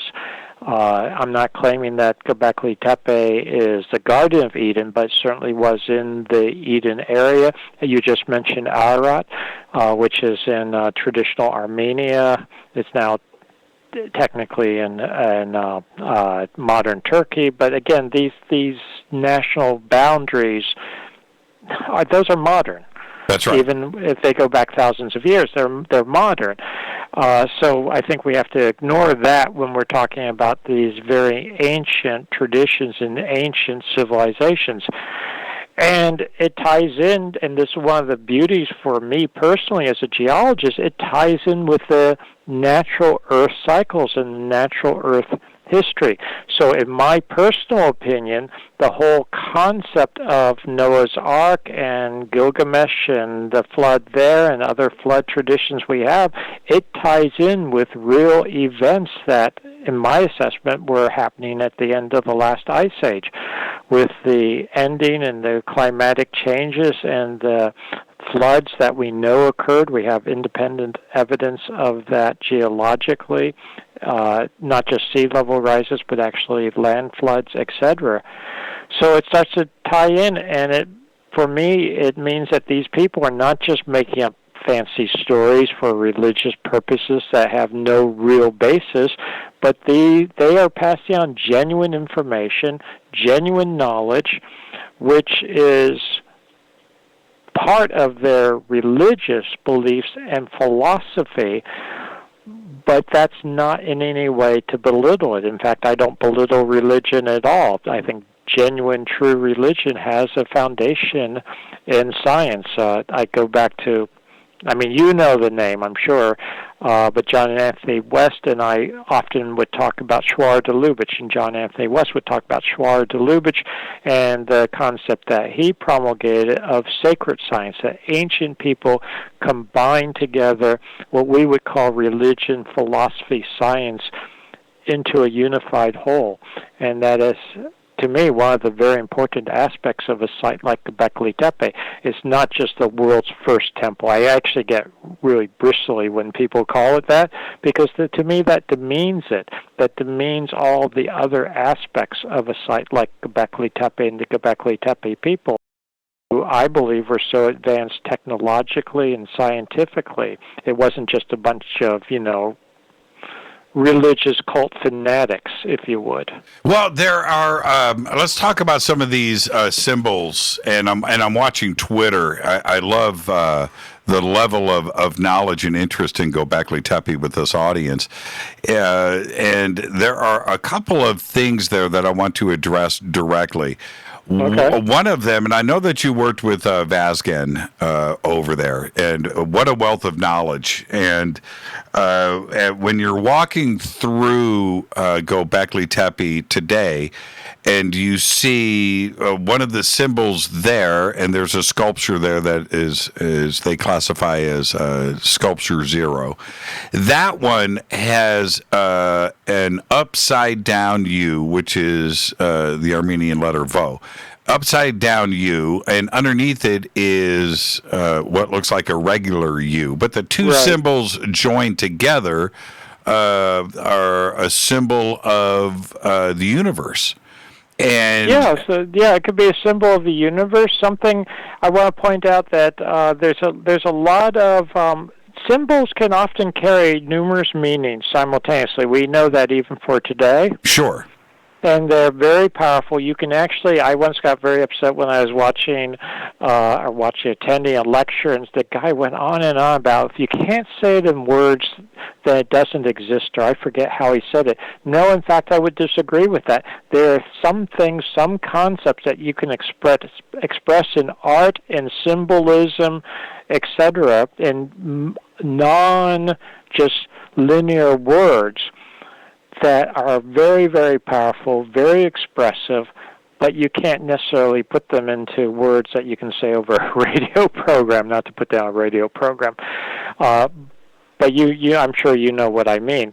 So when you look at some of these symbols, something that my colleague, and I know you know him, Manu Safzadeh, Dr. Manu Safzadeh and I have been looking at, and he first pointed out that some of this, not just Armenian, but where sometimes known as Luwian or Hittite, and these terms are thrown around loosely, so I don't want to put a lot of significance on any specific one or tie them to any specific ethnic group, but you have these ancient hieroglyphic inscriptions. Now, ancient from our perspective, going back 3,000, 4,000 years or so much, much later than Gobekli Tepe time, but carrying some of the same symbolism, some of the same apparent letters, and you just pointed out also in Armenian some of the same letters, etc.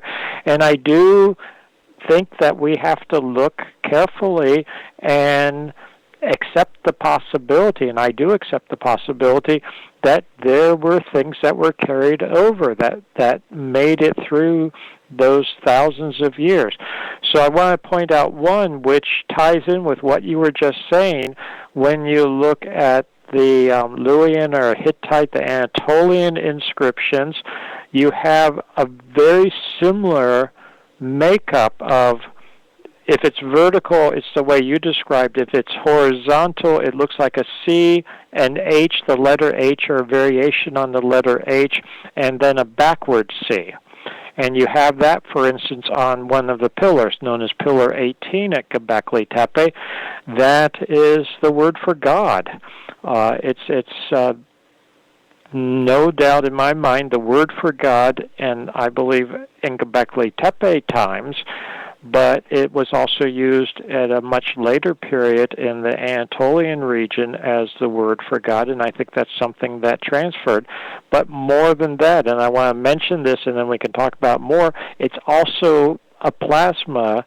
It's basically, how should I say it, construct or symbolism derived from a simplified version of plasma torus that you get, for instance, during a major solar outburst. So I think they're tying numerous things together between the concept of God, eternity, the sun, plasma, what we would call plasma physics, and you have all this nexus of different intersecting meanings and connections beautifully shown in one symbol. It's sort of equivalent in modern terms of a mathematical equation.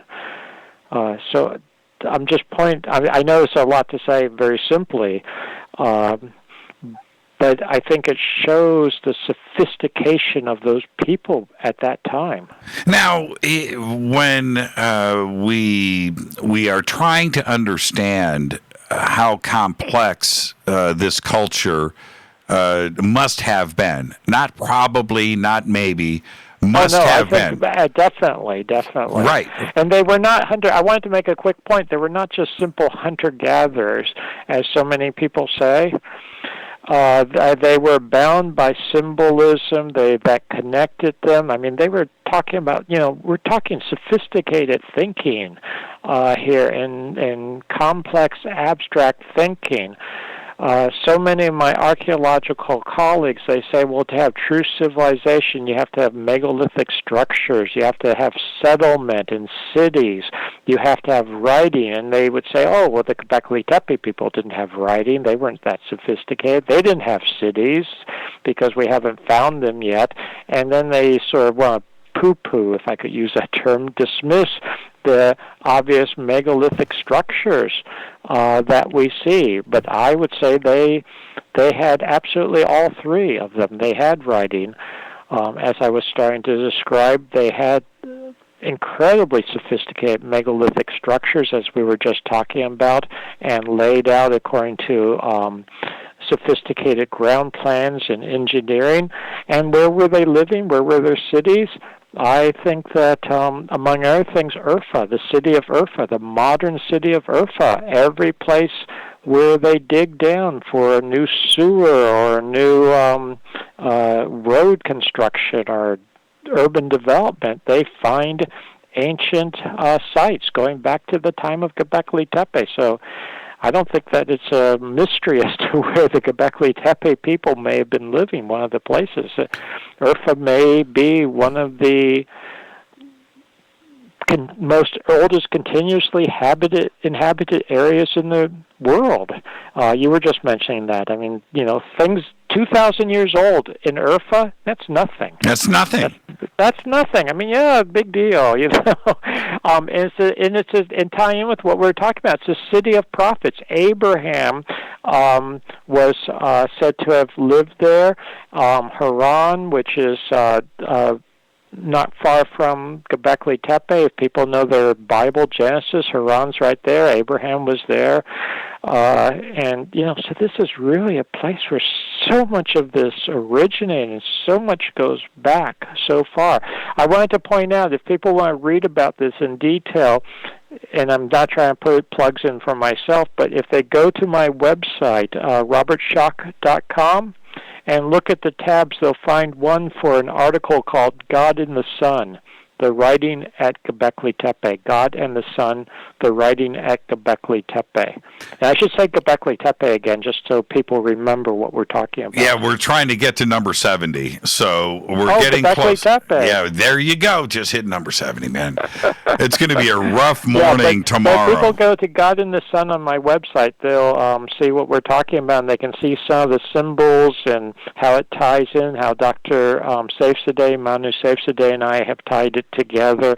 So I think people should take a look at that if they're interested in that. You know, and this is what I find about as interesting as it can get, and there's so many things about Gobekli Tepe, but when we talk about ancient Egyptian temples and the representation of the zodiac, one was cut out of the ceiling. I think it was in Dendera, and that was Dendera. Yeah, Dendera. And is now like in the British Museum, and they've got a it's actually that one's in Paris. Oh, Paris. Okay. Well, yeah, close enough. Doesn't matter, Paris versus London. No, I'm saying that seriously from the Egyptian point of view. They want the back. They want it back, and so they want it back. The Rosetta Stone's in Britain, and the zodiac you're referring to, I hope I'm getting this right, is in Paris, but they want them all back. Yeah, they want them back.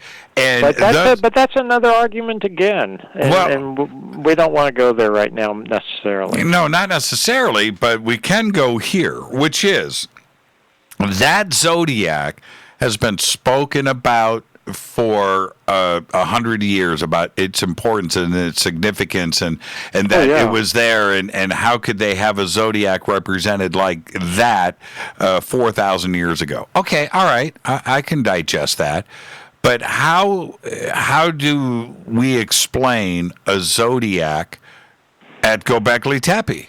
Right? Well, wait. Why do we have to see? Here we fall into the trap, I think, of why do we have to even say how can we explain? The Gobekli Tepe people, I have no doubt in my mind, I mean, they were as smart as us, they were as intelligent as us, they were capable of making just as good observations as us, maybe better. So why not? And at Gobekli Tepe, you have the pillars. You have the central pillars surrounded by a ring of pillars. Think about what's a zodiac. It's a set of animals in the sky surrounding us. And Gobekli Tepe, by my interpretation, what's known as enclosure D, the central pillars actually represent Orion, and looked out at Orion on the vernal equinox just before the end of the last ice age. And Orion, the headless hunter, was, because it looks like a headless hunter in the sky, a torso. It's a good match for what we have symbolized at Gobekli Tepe with the zodiac around it. I mean, zodiac literally means the zoo, or the animals around it.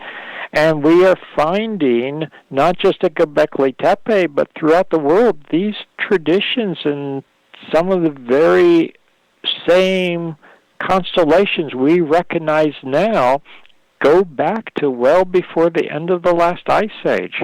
Orion is one that goes back, I have no doubt, based on the evidence that people were recognizing Orion well before the end of the last ice age as Orion, as a human. Some were interpreted as a king, some as a hunter. There were various versions of it. Taurus is another one that was recognized. Possibly Leo, the lion, is another one. So Scorpio is there. Scorpio, yeah. I mean, a lot of these, they go back much, much earlier. When I was a graduate student, and I studied such things, and they sort of laughed it off. Oh, the constellations, all the constellations that we know, they go back no more than maybe 3,000-4,000 years at the most, maybe 5 if you're really pushing it. No one could imagine they would go back well more than twice that in any kind of semblance of what we see now. Now, I'm not seeing every constellation. Some of the constellations we recognize now are even, from medieval or modern times. But a lot of these major ones, they go back to a much, much earlier period. I also wanted to make a point about hunter-gatherers. Can I make a point about hunter-gatherers? Yes, just as long as it's about Orion and the progenitor of Orion. Well, we can all tie that in. And Orion, of course, is Osiris in Egypt. And the vulture next to the scorpion, when the way that it is carved in that stone, exactly as it is carved in that stone, lays nearly precisely over the way Orion is represented today. And if you back it up in the procession, it eventually lines up perfectly. It's just yeah, exactly. I mean, they were incredibly sophisticated. So I wanted to say, so many of my colleagues, academic colleagues, they just say, oh, they were hunter-gatherers, as if that's a horrible thing. And hunter-gatherers just ties back in with what we're talking about, that, hunter-gatherers, they're cavemen, they're primitive, they're just running around with their little sticks, and how could they ever produce anything like this? But we've got Gobekli Tepe, that's number one, and we know they produced it. You have to face the fact, and I think, it only does us a disservice to try to downplay it and make it more primitive than it really is.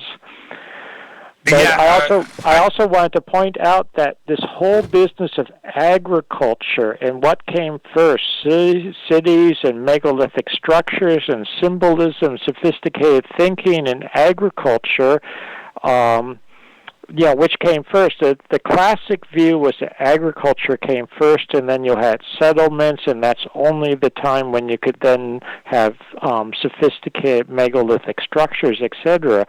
But it could be the opposite way around, that you had megalithic structures first, and then that caused humans to settle down and have agriculture. That's one possibility that we have to look at carefully now. And I wanted to point out that there are societies that are hunter-gatherers, but they blossom. They do very well, like the Northwest Coast in America, Native Americans. They were a hunter-gatherer society, but they were building huge wooden structures and totem poles, all that type of thing, incredibly sophisticated. But then there's another aspect to it, which is maybe the Gobekli Tepe people did have cultivation, agriculture, that type of thing, because there's a lot of evidence that this actually could go back much earlier than anyone suspected, because in the archaeological record, the way they recognize agriculture typically is by looking at grains and cereals and essentially what I would call as a geologist subfossil remains, and they look to see if they've been modified and domesticated.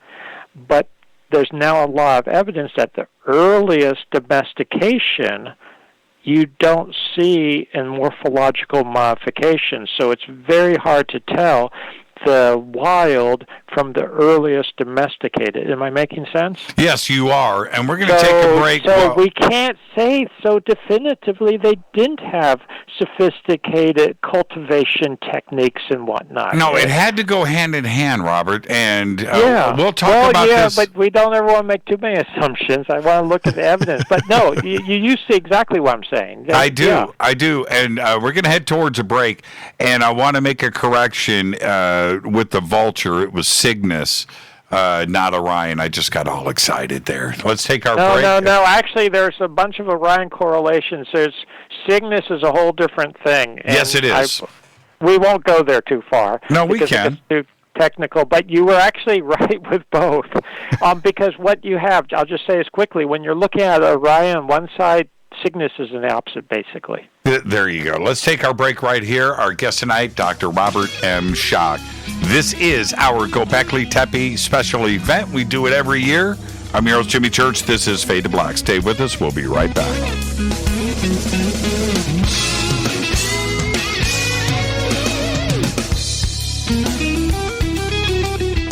Hi, everybody. This is Rob Halford, the Metal Guard on JimmyChurchRadio.com.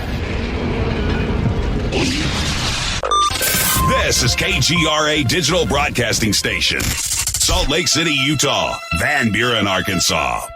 Why is it we're not very good with our health regimen until it's too late? We don't put oil in the car until the engine blows up. When the body's out of balance, your health is not so good. Give your body some love. Log on to GetTheT.com. That's GetTheT.com. Try our Life Change Tea, which cleanses you from harmful intruders.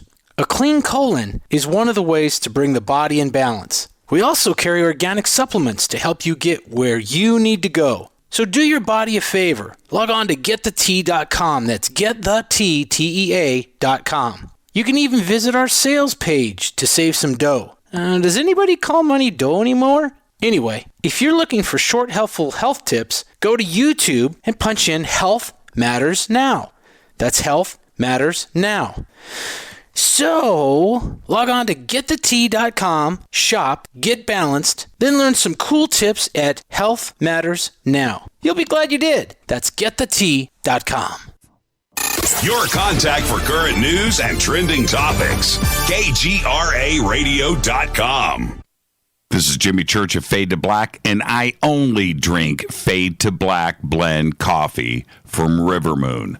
Just click on the River Moon Coffee banner at jimmychurchradio.com. Promo code F2B Blend.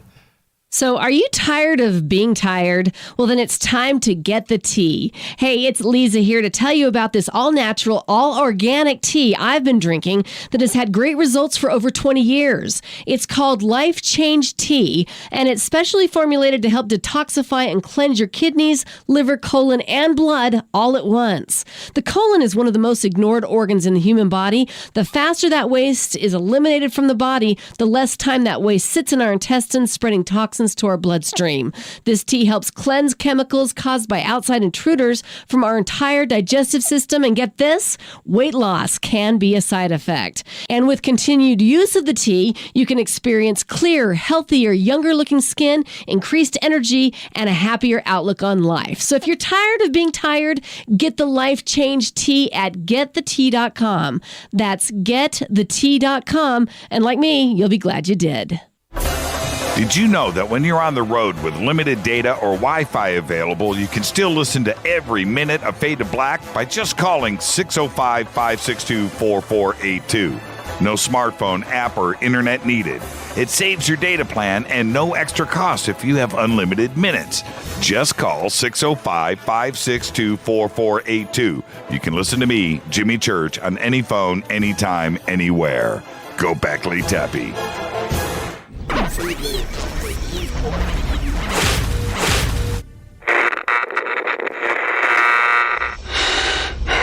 You want to know a secret? I love ponies. I really love ponies. I'm serious. I couldn't stay sane without ponies to brush. Why Fade to Black? Because you never got that pony, damn it. This is Fade to Black with Jimmy Church on the Game Changer Radio Network and KGRA, the Global Radio Alliance.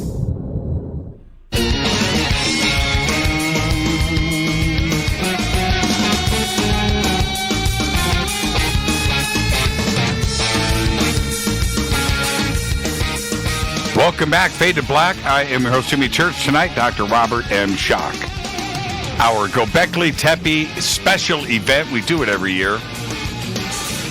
Probably the most important, significant site to date that has been found. And you know why I say that, Dr. Schoch? I say this for one reason and one reason only. I'm forced to. And I'm forced to because of what you and John Anthony West went through back in 1992 in San Diego, when it was presented very directly, there is nothing before Giza. Give us that and we'll have a discussion, right? And they just did their best. They tried to embarrass you. They tried to belittle your research. Not only that part, but they did not want to sway off of their stated position and dogma. And clearly, that is not the case today. And we have got that going for us, don't we? Oh, absolutely. I agree with you. And I agree with you about how important Gobekli Tepe is. There's no doubt in my mind, and I'm saying that not just because it confirms what we were talking, when I say we, John Anthony West and I were talking about back then, because, again, to remind people if they don't, or to inform them if they don't know about it, we were talking about, I was presenting the evidence for the older Sphinx, the origins of the Sphinx, going back to what I would now call earlier cycle of civilization, going back to that very remote period before Gobekli Tepe, before a single stone of Gobekli Tepe had been excavated. Technically, it had been discovered but people didn't know what it was. When you read the very early literature on Gobekli Tepe, they're dismissing it as maybe even Greco-Roman or Byzantine. They had no clue until Klaus Schmidt started excavating it, looking at it and then excavating it, that it went back to such a remote period. So when we were talking about that in the early 1990s, literally Gobekli Tepe was not on the map. It's not, and I want to emphasize this, it was not a situation where I was ignorant of it or unaware of it. No one knew about it in that sense. No one knew that there was going to be this site that would ultimately confirm how far back sophisticated civilization goes. So yes, it's probably the single most important site from that perspective. Now, what does this do to Egyptologists? And, we can bring up Zahi Hawass, his famous rant that was caught on video when he said, "I don't know." It makes them very angry. Right, when he said, "I don't even know what Gobekli Tepe is." He never heard of it. He didn't know what it was, despite the fact that he and I had discussed it. Right. And does this... But he has I guess, when you're such a brilliant man with so many responsibilities, a few minor discussions with someone like myself, I can understand he would totally forget it. Yeah, forget it. Not important. Especially if it was one of the most significant sites in the world archaeologically, and he's an archaeologist. Of course he would forget it. Now, we were I shouldn't be nasty. I like him a lot. You're being very kind, actually. But going back to where we were right before the break, for me, when you look at a site like Gobekli Tepe, any megalithic site like that of such sophistication, you have to look at other things, and I do in a logistical sense. I think about the population. I think about feeding, clothing, housing, organization, leadership. All of that has to come into play. The site doesn't build itself. There has to be a support structure around it, and it has to be organized. And that had to have happened with Gobekli Tepe. There is no other way to look at it, right? Oh, absolutely, absolutely. And I can't help but think right now, when I first came out with the Sphinx being older, one of my critics, archaeologist who's, honestly, I don't remember the name right now, said, I think it was a she, said that, the people back then, they didn't have the willpower, they didn't have the organizational abilities, etc., to carve a sphinx or a proto-sphinx. It's exactly what you're talking about. And back then, they just, quote, knew, quote, unquote, that was impossible. But, if it exists, you have to assume all that. It has to be the case, and Gobekli Tepe proves that. Now, okay, let's, I want to, I ask this question often in a general sense, but if you were presenting evidence in court when it comes to Gobekli Tepe, what is the first thing that you're going to push to the center of the table representing Gobekli Tepe? What do you mean if I'm presenting? Well, okay, first off, I have to say I don't like the court analogy for science because that's not the way you do science. But I know where you're coming from. And I wanted to also point out that, there's been a lot of academics ignoring Gobekli Tepe because they just don't want to deal with it psychologically. They say that the evidence is too strong, not too weak, and, it just overthrows them. Actually, Ian Hodder said something to that effect, who I have a lot of respect for. He did a lot of work at Çatalhöyük, for instance, which is a more recent site, and I bring this up on purpose, and it ties in with what you just asked me. So you have a site like Chalhuyuk, which is essentially mud brick buildings all piled on top of each other, and it was, when it was first found, considered incredibly old. It goes back 5,000-6,000 BC, etc. So it's in between Gobekli Tepe and Egypt, Sumer, but it's quite primitive, and really primitive compared to Gobekli Tepe that is thousands of years earlier. So if I were in a court of law making the case for Gobekli Tepe, I would point out evidence like that here at Gobekli Tepe we have incredible megalithic structures, beautifully carved, beautifully oriented, and you have nothing like that for thousands of years afterwards. One exhibition or one witness I might call, if I don't know if they would do it. I've done this several times with archaeologists off the record who've actually spoken to me off the record, and I've asked them, well, if you found Gobekli Tepe, you had no radiocarbon dating, and we have incredible radiocarbon and stratigraphic dating for it. You found it, you found one of the pillars just on the basis of style and sophistication. How old do you think it could possibly be? And I may have said this to you before, Jimmy. One of them said literally 600 BC would be his best estimate for it. Another one said maybe 1,000 BC. Right. Not 10,000 BC or thereabouts. So right there, you would have people testifying, if I could get them in court, that, look, this looks like it should only be 2,600, 3,000 years old, yet we have the German Archaeological Institute working in conjunction with the local authorities doing incredibly detailed, precise stratigraphy, isotope studies, which have demonstrated that it has all the isotope signatures of the end of the last ice age, radiocarbon dating, putting it back to the same time period, etc. There's no doubt that it goes back to that early period, yet it shows sophistication that you don't expect for another, let's say, 9,000 years or so.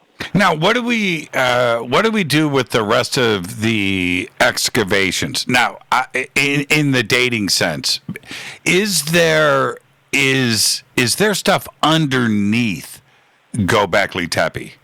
Right? Is it layered on one on because I've heard discussions about this. Can you clear this up?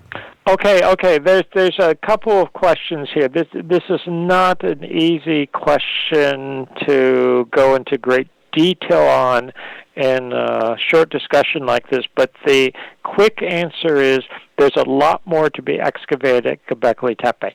Now, some of the enclosures, and you can see this when you go there, and you go and you can look at it, and they really have, we were talking about this before, they've really set up quite beautifully for the major portion that's been excavated, where it's all under this modern canopy, so it's relatively open but not completely open to all the elements, but you can walk around it, you can look down in it, and you will see there, and you can see with your own eyes, that some of the enclosures, they have hit bedrock.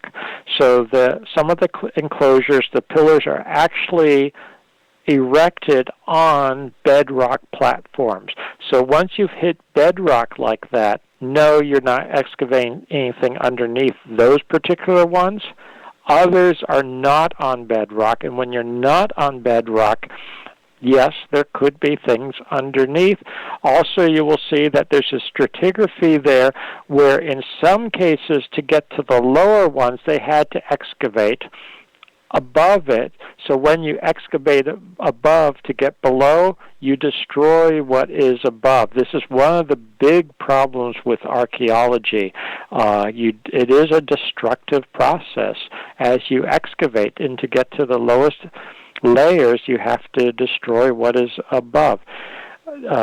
if people go to my website and then connect to the Oracle website and start looking there, they will see right on the home page of the Oracle website a nice picture of what Gobekli Tepe looks like now. And if they scroll through or explore the website, they'll see other pictures of Gobekli Tepe. The same on my website, so they can start having some visual images of this. The other thing about answering your question is that there is a whole other portion of Gobekli Tepe right now, which is off limits to anyone, where they are doing more excavations. And we don't know exactly how old that portion is. It hasn't been dated yet, or exactly what's there. I mean, I understand that they want to do a certain level of excavation before they release data.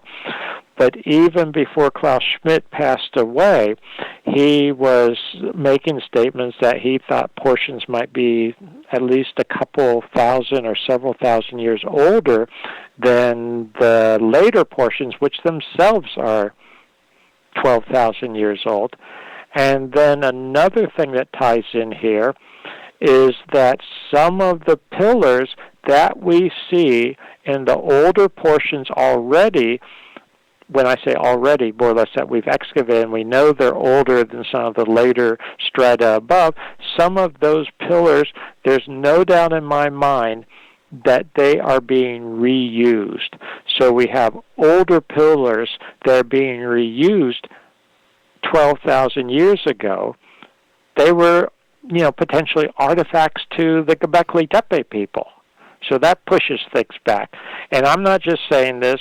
Klaus Schmidt had actually come to the same conclusion before, as I understand what he has written and what he said to me, he came to the same conclusion before he passed away, that some of the pillars that were being used in the older portions that we know of in Gobekli Tepe are themselves older still. Or to give another example, there's in the Urfa Museum what's known as sort of a totem pole. It looks sort of like a stone totem pole. That was found in a context in a wall where it was being reused in a later structure. That later structure, of course, being incredibly ancient already, but it indicates that that pillar was even older, was maybe even being venerated by the people of Gobekli Tepe as an older artifact. Now, and when we talk about the possibility of other sites and maybe even older sites in the area, a few months ago, Bonkuklu Tara was released out into the public. And what do we know about that site? Well, I don't know we don't know a lot about it right now, but it seems to be a very old site, comparable to Gobekli Tepe. And I think it really indicates that, I hate to use the cliche, but we're looking at the tip of, what do they say, the tip of the iceberg? Proverbial iceberg of sites. Is it representing the possibility that this, I'm going to just say belief system, right? This tradition of Gobekli Tepe could have been part of the culture going across the land, where Gobekli Tepe wasn't a singular situation, that this was an established belief system across the highlands. Yeah, no, I think that could definitely be the case. It might have been, but I hate. Here's the problem I have personally: when archaeologists don't know what something is, they tend to call it a temple, and that turns into a religious site and belief system. Or if it's not a temple, then it becomes a tomb. It's a temple or a tomb, which I think sometimes not nullifies, but it simplifies what probably for the people, which was a much more complex system, if that makes sense. It does. So I don't want to denigrate it too much in the sense of trying to oversimplify it, but in terms of a philosophy of belief, philosophy, belief system, set of values, a culture, a civilization, whatever you want to call it. I think it was probably, it could have been quite widespread, and you had sort of centers, just like we do nowadays, centers of learning, centers of education, centers of religion. It's hard to know, because I also don't want to impose our system and values too much on those people, but we can draw analogies. Well, and I want, before we're going to say goodnight, there is, it's not just Gobekli Tepe for me personally, and I've brought this up many times over the years, and that is Karahunj. And, yes, in Armenia. Yes, and it's a situation there where, yes, the similarities with Stonehenge are there, because of what they represent. That's fine. But Karahunj is different. It's a definite astronomical observation site with holes that are drilled through the upright megalithic stones that you align and look through and observe constellations and stars through them. Again, it predates Stonehenge by a couple of thousand years. And it represents a knowledge and a technology that they clearly understood, didn't they? Yeah. No, but now I think this is an interesting topic, because Stonehenge, and you are talking the traditional dating for Stonehenge, and all of these sites, and my assessment as I've been looking at them, a lot of them, how do I want to say this, just like the Sphinx, they were used and they were reused and they were rebuilt. One of the beauties of Gobekli Tepe is that it wasn't reused and rebuilt. It was buried purposefully, so it actually has retained a certain pristine aspect to it, versus Stonehenge has been mucked about with. The Sphinx was certainly that case. But where I'm going with this is that you're correct about the traditional dates of Stonehenge, but there were other structures there, and this has now been demonstrated, going back thousands of years earlier. So we seem to have this level of sophistication in many parts of the world at a very, very early age. Now, whether it's Armenia, whether it's Gobekli Tepe, whether it's Stonehenge, even going into parts of the Americas, Gunung Padang, I'm convinced, in Java, and Katie and I had the chance to visit that site a few years ago. We have, I think, globally indications of high culture and civilization, a high level of sophistication going back to this remote period. Well, let me jump in and see if I can make a point, and you can let me know if I'm just stepping way out of bounds. But is it possible that the ideas and possibly pagan, okay, I want to use that word specifically, with Karahunj and Stonehenge, is it possible that there was a migration of people across, through and over Europe, over to Great Britain, where the construction of Stonehenge happened, possibly from the same culture, from the same ideas that were done over in Karahunj a couple of thousand years before? I've actually, I'm not going to judge personally right now on this radio program whether that's the case or not, because I think we have not enough evidence and data points to say definitively. But on the other hand, you are not the first person that I've heard suggest this, based on good data. But we don't have a lot of data points. In which way does the migration go, et cetera, et cetera? I tend to think right now, based on the evidence that we have, is that you have interconnection, should I say that, between the different areas. You have exchange of ideas, exchange of information. So was it physically people migrating and resettling, or just being in contact with each other? I don't know. But I think we certainly have to look at those possibilities. Something that I got involved with and I still find of great interest earlier, should we say, in my career, because I haven't spent a lot of time on it recently, was the whole dogma of transoceanic voyages in remote ancient times.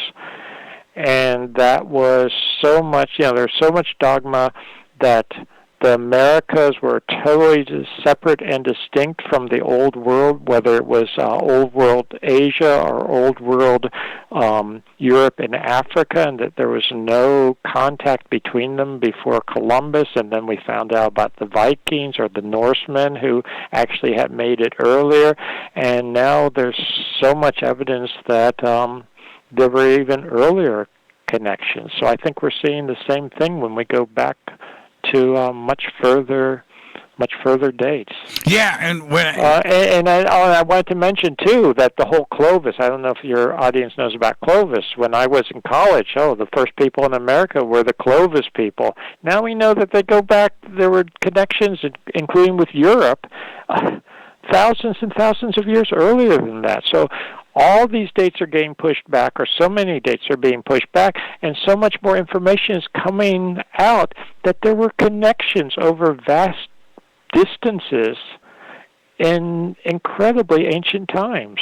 Well, and we have to ask ourselves as we are about to say goodnight, is it a situation where it was just the development of Homo sapiens and these things would have just happened anyway around the world? No, I don't believe that for a second. Right. Or was there a central point of information and instruction, and all of this stuff was taught and learned from a higher civilization that we don't know anything about today, and we are starting to figure it out, right? And I think that's where we are. I think that's where we are. I think we're starting to find out. We're starting to learn about it. I don't know if we ultimately, in 10 years or 20 years or even 2 years, will be talking about Gobekli Tepe as the point. I don't know. I mean, Gobekli Tepe may just be, and I'm not putting Gobekli Tepe down at all, it may just be a site right now that we're aware of. A waypoint. And a waypoint, but it may be that we find something else where we say, oh, well, then this is even older, and that may be the point where it all began. So that's a tricky thing. But I don't believe for a second, I think it's a very old-fashioned notion that somehow, in the old world, in the new world, more or less in the Americas versus the Europe and Africa, just because humans are humans, they sort of follow the same trajectory. They'll all develop X, Y, and Z eventually. So it's not that they were connected with each other. I think that's nonsense, and I think that the actual evidence shows that's nonsense.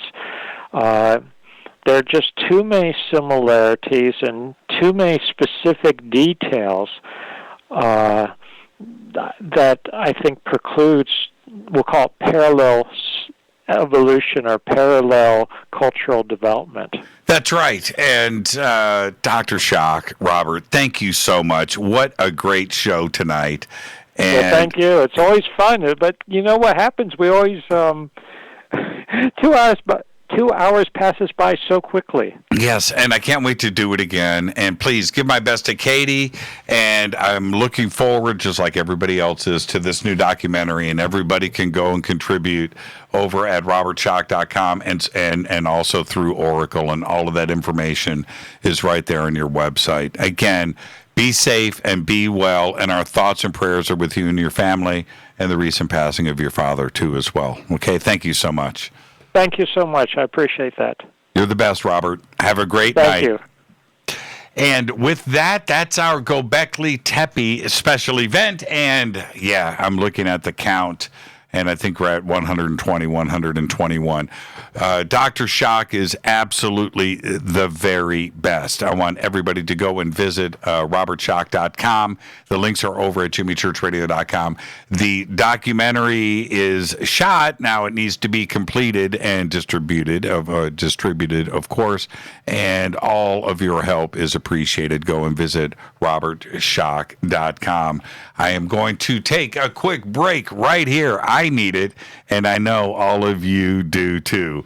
I'll be back, and I will open up the phone lines, and we'll continue the Gobekli Tepe count after this short break. Stay with us.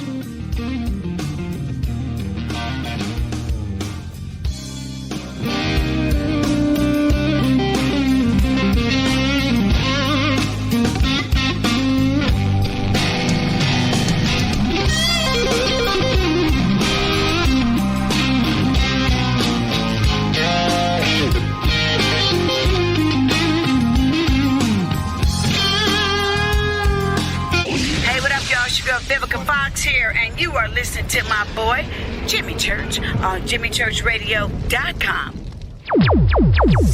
Despite popular opinion, reading a book will not make you smarter. But listening to Jimmy Church will. This is Jimmy Church of Fade to Black, and I take Life Change Tea supplements every single day. It's what I do. Click on their banner at jimmychurchradio.com. When you take the beans from Central America with dashes of Indonesian and African mixed in and then roasted to the dark side of Fade to Black, you create the ultimate brew of fringe. Introducing the Fade to Black blend from River Moon Coffee. Yes, River Moon's darkest customized roast was created for the love of Fade to Black. The alchemy of masterful roasting and smoking the beans is in every sip of this full-bodied, dark Java. I need my coffee dark, deep, with distinct bittersweet chocolate highlights, just like the bunker. Leaning further into the darkness of the roast is Fade to Black blend from River Moon Coffee. Just click on the banner at jimmychurchradio.com and use the promo code F2BBLEND for 15% off of your order today. Gobekli Tepe. Hello, my name is Billy Carson, and I'm a best-selling author and the founder of ForbiddenKnowledge.tv. Together with my team, we have built an all-new conscious streaming TV platform designed with every family member in mind. If you have ever wanted to travel the world and attend lectures and workshops from your favorite speakers but weren't able to, look no further. ForbiddenKnowledge.tv. There are dozens of workshops and lectures from speakers you know and love. We have also included amazing categories to assure that your consciousness is entertained and elevating on a daily basis. Amazing interviews, ancient history, ascension knowledge, wisdom teachings, documentaries, conspiracies, mysteries, health and fitness, conscious cooking, meditations, finance, yoga, and so much more. To start your free trial on any mobile device or computer, surf to ForbiddenKnowledge.tv. That's Forbidden Knowledge with the number 4, ForbiddenKnowledge.tv. Again, visit ForbiddenKnowledge.tv today. Are you intrigued by Paranormal Talk Radio? You'll love the new Paranormal Radio app from TalkStream Live.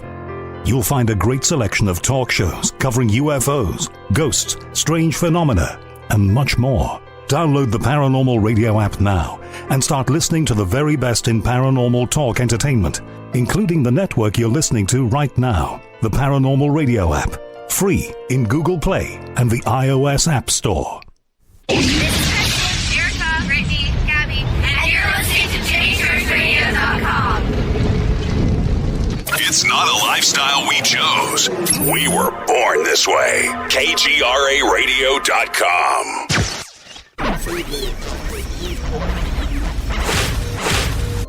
This is KJCR at JimmyChurchRadio.com.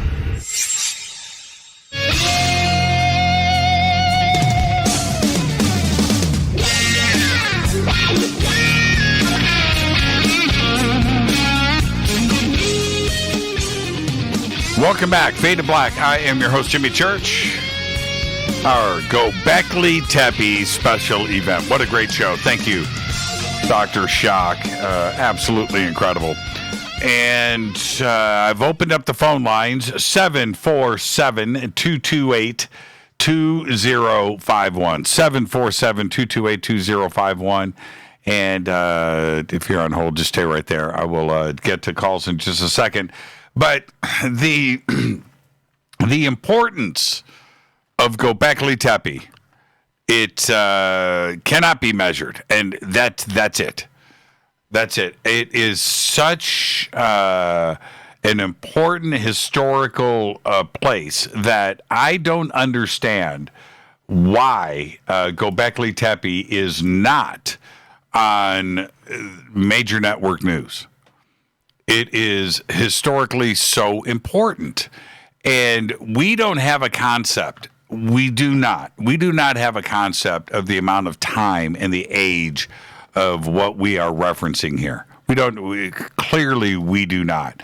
And here in the United States, where things are only just a couple of 100 years old. That's it. And depending on the city where you live, things are less than, for example, 100 years old, where something is considered antique in your town if it's 50 years old. These are the concepts that I'm talking about. When we are dealing with something like Gobekli Tepe, 12,000 years. 7,000 years older than Giza or ancient Sumer and Mesopotamia. 7,000 years. And to put that into context, just that right there, if you go back to ancient Greece or ancient Rome, and you go back to the United Kingdom, when Rome entered the United Kingdom and when they left, it's 2,000 years ago. That's it. Ancient Greece, the earliest that we can go back there that we have record of, 600 BC, right? And Dr. Schoch and Rome, 400 BC, 300 BC. And even at these time periods, Rome was mud huts. It wasn't Rome like you know it today. But looking at it like that, when Dr. Schoch made one statement today, of many that was so important, and that is, if you revealed the T-pillars to an archaeologist that didn't know anything about Gobekli Tepe, but just observed the T-pillars and the art that is represented there in 3D relief, they would say, well, okay, 600 BC, right? That's how advanced Gobekli Tepe is. We need to think about it in those terms. And it is, 12,000 years old. 12,000. Is it just a waypoint? The closing argument for me in all of this would be, and it's going to happen, it's just a matter of when and where, there is going to be another site that is discovered that is 10,000 years older. You watch. It's going to happen. And at that point, what do we do? Because it goes against the grain of everything, our entire belief system and everything that has been shown to us in education. Goes against the grain of absolute everything, and now we tip things over. It's going to happen. Gobekli Tepe wasn't supposed to happen. You need to understand that. Right? That's it. The door was closed on the historical record. 3000 BC. That's it. There is no discussion. There's nothing to see here. And now we have Gobekli Tepe. So here we go. Let's go to the phones. Hi, you're live on Fade to Black. Who's calling? Hi, Kevin. Hi, Jimmy. This is Kevin from West Virginia. How you doing, Kevin? Everything good out there? Yeah, pretty good. I just had to call in so I could say Gobekli Tepe. Yeah, right on. And how did you do on the Gobekli Tepe count? Oh, man. Did you do your best? I had to put it down because too many shots. You saw the picture I posted, right? That wasn't mine, but yeah. Like I said, very, very interesting conversation every time Robert comes on. It's just a fascinating subject that what the official story is, they're telling us, and the unofficial story is much older. And like you said, at some point we're going to find even things that are older on this planet. And it's going to happen. And this is, let me ask you a direct question, Kevin. Before Fade to Black, had you heard about Gobekli Tepe? To be honest with you, no. Exactly. And so were you inspired to go and do your own research about Gobekli Tepe? Yes, I was. And because go ahead. Archaeology and stuff from the ancient world, it's fascinating to know that at some point there is more advanced cultures on this planet. And, through the mist of time, they say that, I know that's cliche, but stuff like that gets erased until it's refound. And again, it goes against the establishment, or like you said, the historical record when something much older is found, because it upsets the apple cart. It does upset the apple cart. And when you heard about Gobekli Tepe and these things that were being discussed on Fade to Black, I'm sure you went through a brief period of this can't be, right? And then you go and you do your research and you find out that not only Gobekli Tepe is real, but these are facts and things that are now documented and are part of the historical record, and it's 12,000 years old. What went through your mind? When that came to light, like I said, I was doing my own research. It's like, wow! It's my first indication was that we've been lied to, and not necessarily, but once the facts are presented, I remember seeing the film about the pyramids, and especially the Sphinx that Robert was part of, along with Jaws, John Anthony West, narrated by Charlton Heston. Mm-hmm. And that fascinated me, to know that it was water erosion instead of wind at a point in time that it was much fertile in that area. And that's what's most important is for people to go and research something on your own. You can listen to all of the radio programming that you want. You can read all of the books that you want. You can watch the documentaries. It's when you go and you find out stuff for yourself when it's not being force-fed to you, right? And I'm talking about alternative theories and fringe science and these ideas. That stuff is presented to you. It has a whole nother effect when you go out and chase down the research yourself.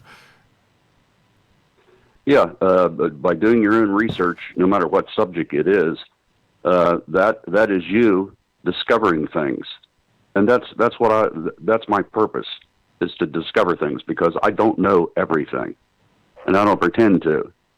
So when I find something on my own, or something drives me to that research, it's like, okay, I've learned something new today, and to me, that's what it's all about. Thank you so much, Kevin, and Gobekli Tepe. Thank you, Jimmy. Gobekli Tepe. That's what I'm talking about. Kevin in West Virginia, and it's all about doing your own research, and that, with Fade to Black and other programs out there, right? You hear something, write it down, you go and figure things out on your own. And that's when also it sticks with you, too, as well. Let's go back to the phones. Hi, you're live on Fade to Black. Who's calling? Hello, Jimmy. Yes. How you doing? Joe Rich, Staten Island. How are you? Hey, Joe. How are you tonight, man? Okay, man. Nice show. I caught the tail end, to be very honest. I mean, really pissed off at myself, quote unquote. we've been trying to catch up on a little sleep. We work every night. With this central thing, I do security out here. So I've been trying to catch a show for like weeks, and I wake up, maybe I'll catch the last half hour if I'm lucky, It's a funny thing, but it kills me, Yeah, I understand, Joe. I totally understand. But what do you think about our Gobekli Tepe special tonight? Well, I put the shows into certain categories, Jimmy. Like tonight I would call the term this a teaching night. You know what I'm saying? I do. So your guest is certainly a teacher. Like Billy Carson, Paul, the dude with the templates, the Paul Walters or something. Scott Walter. Scott Walter. Yeah. People, certain guests, you have teachers. Some are just kind of like personalities, etc. You know what I'm saying? But yes, he's very good, and I do want to catch it on YouTube. I'm hoping you put it up like by tomorrow or something. Yeah, it's up there. You can go and watch it. It's up on YouTube. Well, it's playing live. It's playing live right now on YouTube, but it'll be available right after the show as just a normal show. Yeah, absolutely. I'm definitely going to listen to the whole show. But he was very good. The last part, he was very educated, and he really knew his topic, and it's very interesting. So I'm definitely going to give it a good listen to. Thank you so much. Yeah, go ahead. I just wanted to check in because we haven't been in touch for a while. I just want to let you know it's still out here. It's all good, Joe. You know that, man. So have a good night and Gobekli Tepe. Gobekli Tepe. Take care. Bye. Thank you so much. That's Joe in Staten Island, and he's right though. He's right about probably the most important part when it comes to Robert Schoch. He is an educator. He's a professor. He's a teacher. That's what he does. And he is able to present from that side of things. And I love it. I'm just like you. I'm sitting here soaking it up. And there's a certain amount of frustration that he is now quite used to, he's acclimated to. And that is when you're presenting these kinds of ideas out there to the world, you're going to get pushback. You're going to get opposition. And he has been dealing with it since the very beginning, going back to 1992, and that's why I brought that up tonight. That if you're going to go and buck up against the establishment, you need to do it in a way that people understand. You just can't go way outside and not be clear on what you are trying to say and what you are trying to present. And that's what Dr. Schoch does. He does it in a way that we all can understand, and that includes the rest of academia. I am so glad that he is tenured and that he is able to be comfortable in his position. And the position is this: you are a rebel. And he's always been a rebel.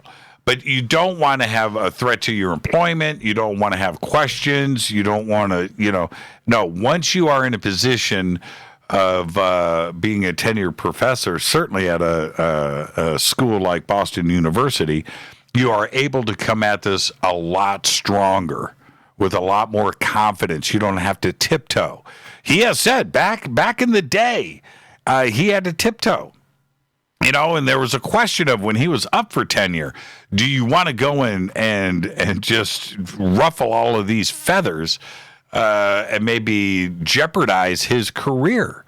And so you are going to approach this a little more mildly. But now he doesn't have to do that. And I have to respect him so much. Today, he is willing to go there. And this show tonight definitely represents that. Let's go back to the phones. Hi, you're live on Fade to Black. Who's calling? This is Lafayette, Jimmy. How you doing? Hey, Lafayette. Talk directly into your phone. Okay, I'll try. I got some intel about that solar flare disaster from 1944 BC. Okay, again, talk directly into your phone. But you said a solar flare at 10,500 BC? Yeah, 10,944. Yeah, what it seems is that it's when magnetic fields get Lafayette, believe it or not, I can't hear a word that you're saying. Either take me off a speaker or something. Something is... It's not right, huh? No. Maybe. How about that? Is that better? Okay, it's better. Okay, repeat everything. All right. In 10,944 BC, when the Earth is tilted towards the center of the galaxy, the magnetic fields need to lower like they are now, and a solar flare can come in more strongly. Also, when it's tilted every 39,000 years, it's tilted more towards the sun, so it gets warmer, and that releases the methane like it's doing now. Okay, Lafayette, we cannot hear you, my man. You're gonna, you know what? Just hang up, call back, and I'll put you at the front of the line. But it's you're not there. You're not there. I caught a brief snippet of what Lafayette said, and it actually applies to today. And he was talking about the tilt and the solar flare, and I believe is what he was saying, that it would let radiation in. And back then, yes, there is a lot of talk about that. And the terrestrial, the protection, let's just go with that. Let's just go with the protection that we have around the planet. We are shielded from most of things that would prevent any life here on Earth. Much like what it would be like if you were on the moon without any protective gear, right? Or on Mars without any protective gear. You are exposed to heavy amounts of radiation. And the tilt of the Earth, because remember, we're tilted on our axis. We're not directly up and down. That tilt would expose on the North Pole a certain amount of radiation to come through. We see that with the aurora and the northern lights. That's exactly what is happening right there. It's a very interesting thing. And the other part about this, with the leaking of, and the hole that was down in the South Pole in Antarctica, apparently that has closed up.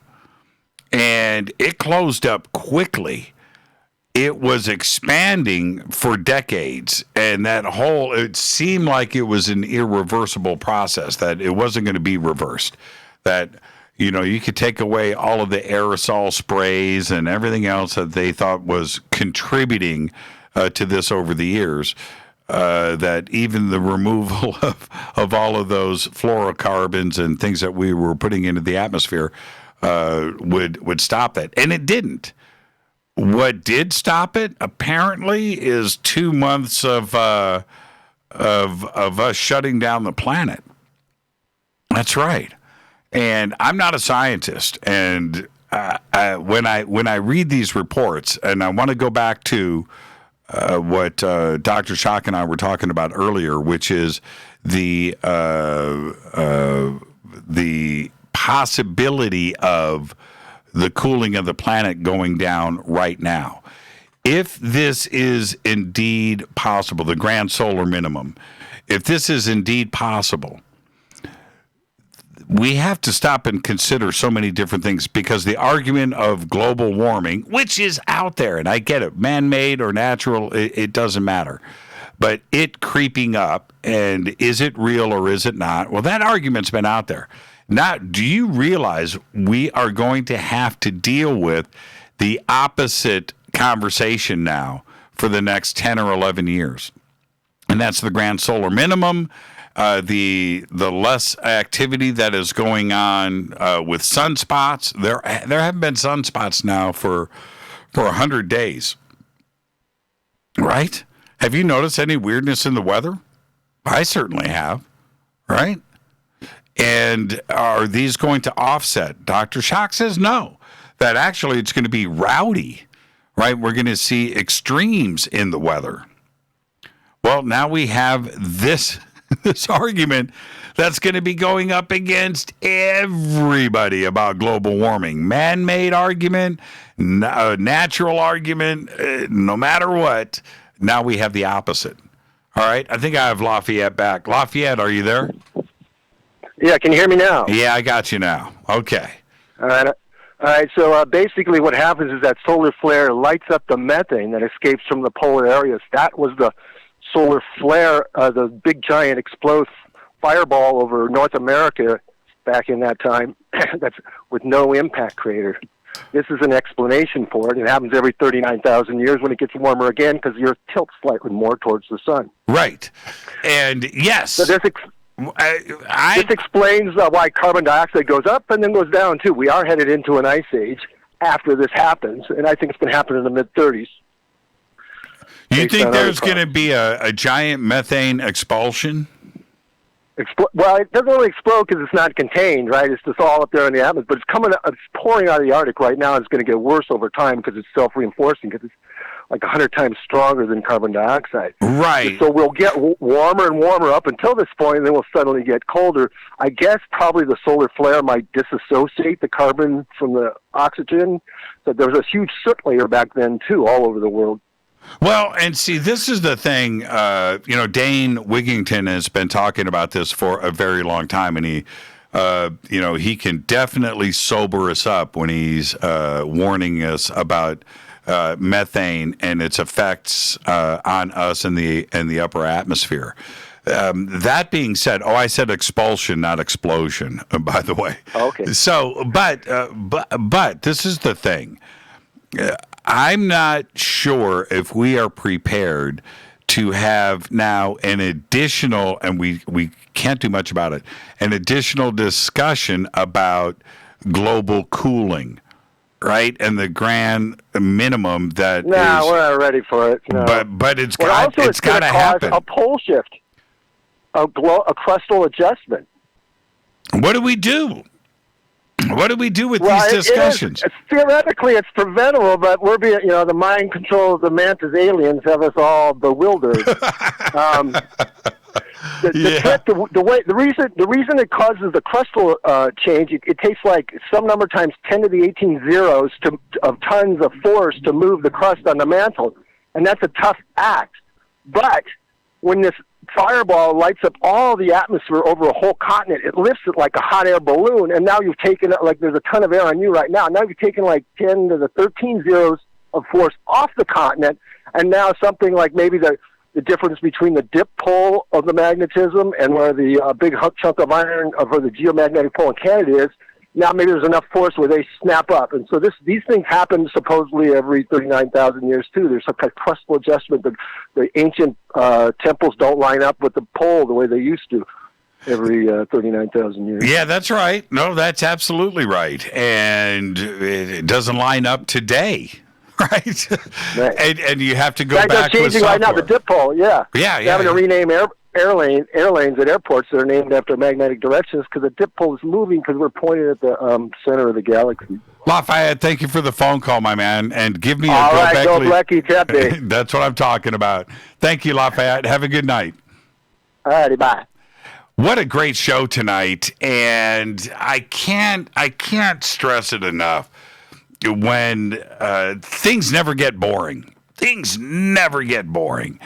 And the discussion of global warming and, of course, pollutions and particulates and even chemtrails and these discussions have been going on for a very long time. You got to brace yourself for what is going to happen over the next 10 years, which is the opposite, the grand solar minimum. Yep.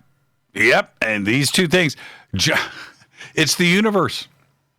It's the duality of things, right? There's no positive without a negative. Everything works with each other, ones and zeros. And here we go. There has not been a mention of the grand solar minimum by anybody prior to last week. It has not been, everybody kept that brushed up underneath the rug. I don't know why it wasn't discussed 5 years ago, that these cycles are every 11 years, and 2 or 3 years from now, 4 years from now, we should see a stop in sunspots, and then we're going to go into this cooling cycle, and that's going to be out there in front. Nobody, right? And here we are. It's going to be great. With that, I am going to get out of here. I want to thank Dr. Robert Schoch, and please visit robertschoch.com. You can check out the clip for his new documentary, and you can also help contribute to getting the film done. robertschoch.com. The links are over at jimmychurchradio.com. Fade to Black's executive producers Rita Camurian. Shows produced by Hill J. Palm, Renee Dennis, and Kevin. Announcers are Steve Harder, Gene Vitoa, Mark D. Kovar. Webmaster, Drew the Geek. Music, Doug Aldrich. Intro, Spaceboy, spaceboymusic.com. Fade to Black is produced by KJCR for the Game Changer Network, and syndication is KGRA, The Planet. This broadcast is owned and copyrighted 2020 by Fade to Black and the Game Changer Network, Inc. It cannot be rebroadcast, downloaded, copied, or used anywhere in the known universe without written permission from Fade to Black of the Game Changer Network. I'm your host, Jimmy Church. Tomorrow night, Linda Moulton Howe. Until then, I want everybody to be safe. Gobekli Tepe.